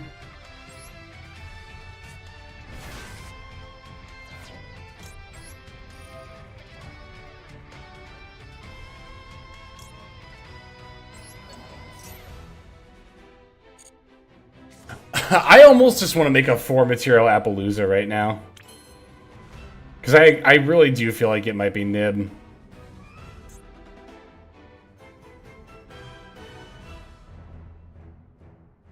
Let's do it.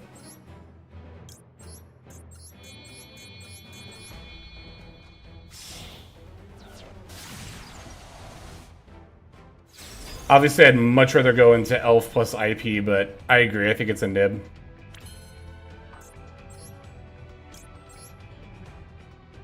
Alright, put back Horn Dragon, put back Tatsuno, put back... let's just put back everything besides Anguish, and then we'll, Mace. Yeah, we'll Anguish for Mace.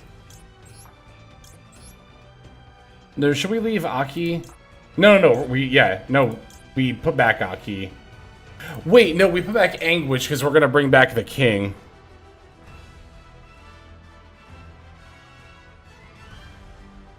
Yeah, we're not bringing back Anguish to search Mace. We're bringing back the King. That's right. Glad I thought of that when I did. SP to attack something out if his nib would have been okay. Yeah, that would have been bad. Actually, that would have been fine. We could have SP'd and then tagged itself out with the King. That would have been a totally fine play. Yeah, that would have been good. The only, I guess, well, it would have had to have been, it was nib. It would have had to have been SP tag out the combined creation if they waited until the end of main. Which still would have been fine. Because, like, yeah, now they could just go battle phase, Ball Drake battle over Appaloosa, which would be annoying, but, like, not the end of the world.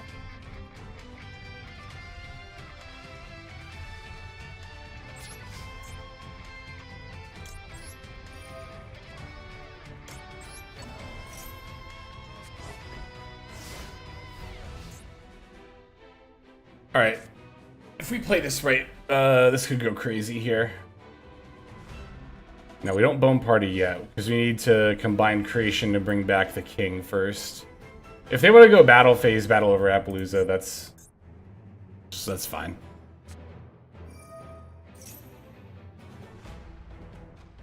Okay, do I have another monster? I do, I have 2 other monsters. Okay, let's activate Goblin now. So that way our Mementos can't get drill beamed.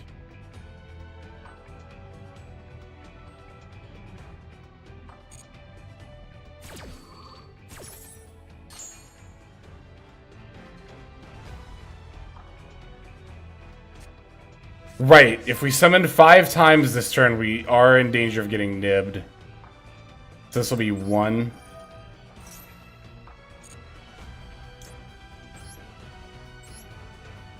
If I go Bone Party, that'll be 2. Field Spell, Akiran will be 3/4. Sleepy would be 5. End of main. I can do this now. Oh, we could even just pop the Dark Blade in hand. Yeah, let's just do that. I think I'm going to summon Guardian Chimera, and then I'm going to leave Appaloosa up. We nib them back, that is funny, kind of funny. Yeah, we're going to summon Witch. Witch Chainlink 1, Akiran Chainlink 2. Oh, we get to pop the Lordly load too? Yeah, this goes kind of crazy. They added, what did they add off the... No, they added Ether Barrel. What are we adding to hand? It doesn't matter, because we're just going to fuse it away into Guardian Chimera, and I'm actually just going to do that after I activate this.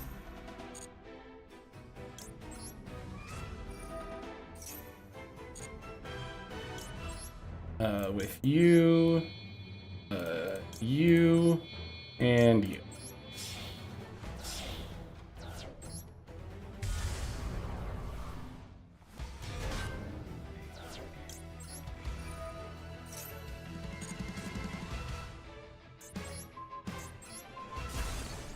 Whee! Also 4 summons. Also 4 summons. not even playing it in Nib yet. But we also still have Appaloosa up if we do. How about no?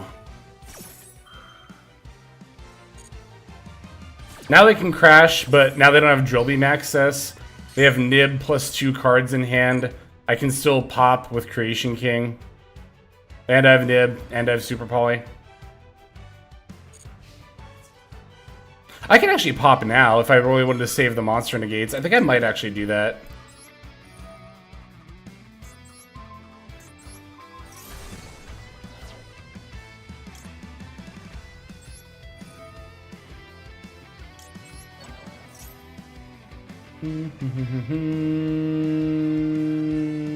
Sure, it doesn't matter.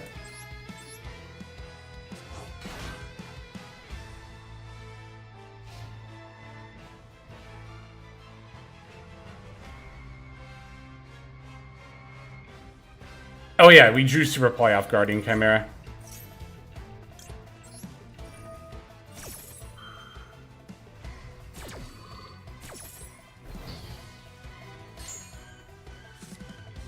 Just casually negating the same nib twice with the same Appaloosa.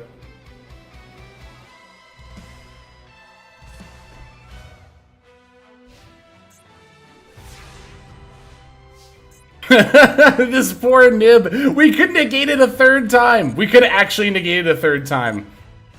I don't think I'm going to summon anything here, though. I'm just going to turn everything to attack mode and go to battle phase, but... we could actually negate this nib a third time, by the way.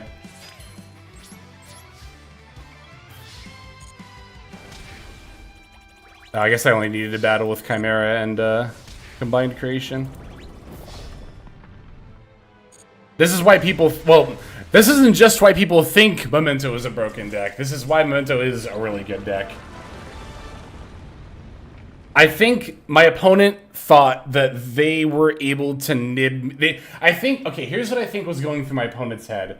I think that they were, like... figuring that I was going to end on Elf IP, and they could wait to nib me, which would have actually worked if they had toggled better. If they had toggled flawlessly, I would have gone straight into Elf and IP, not thought twice about it, and gotten the smackdown lead to me by nib. But they kept getting past priority, which made me suspicious. This is why toggling matters. It super duper matters. By toggling optimally, you hide so much relevant information.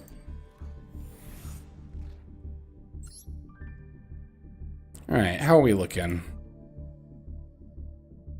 Okay. I think I'm going to end up calling it here, because I'm hungry. This is why I don't, this is why I don't, do the full grind. Is because I really don't like the idea of being hungry right now and being like, well, but I can't stop. You know, it's not appealing to me. So I'm going to call today's stream here. Time for Mexican food? I'm trying to think. No. I was trying to remember if I still have taco meat in the fridge. I don't, though. I think I used that all. Oh, I have stir fry in the fridge. I'll eat that. Okay. So that'll be it for today. Thanks everybody who joined us. Thank you, Scoot, for not only resubbing with Prime, but also the 5 gift subs. Thank you so very much. Toggling is pretty easy, but I try to hide Maxi or Ash or whatever. So, toggling, somebody else said too. Hexbots, yeah, Hex said that toggling is such an interesting MD specific thing. Yeah, it's something that I've actually encountered in, where did I first encounter it? Runeterra, I think. Legends of Runeterra is where I really started to kind of figure out toggling. Because Hearthstone doesn't have that really any much, like, interaction, so toggling isn't really a thing there. Magic Arena, there's kind of toggling too, but it is very interesting. Information, don't ever underestimate it. Information is an extremely important tool. That's like... legitimately, I think that's half the reason the triple tack hand rip is so good. Like, obviously, the hand rip itself, that part is really good, but, like, just knowing what's in your opponent's hand to be able to play around it is, like, so good. But anyway. Alright. Who else do we have here? Dreamy Dolly, thank you for the follow just now. Super appreciate that. Night Mango followed. Doomsday followed. Casey also followed. Alright. Thanks again, everybody. Let me see who is online that I can send you all over to.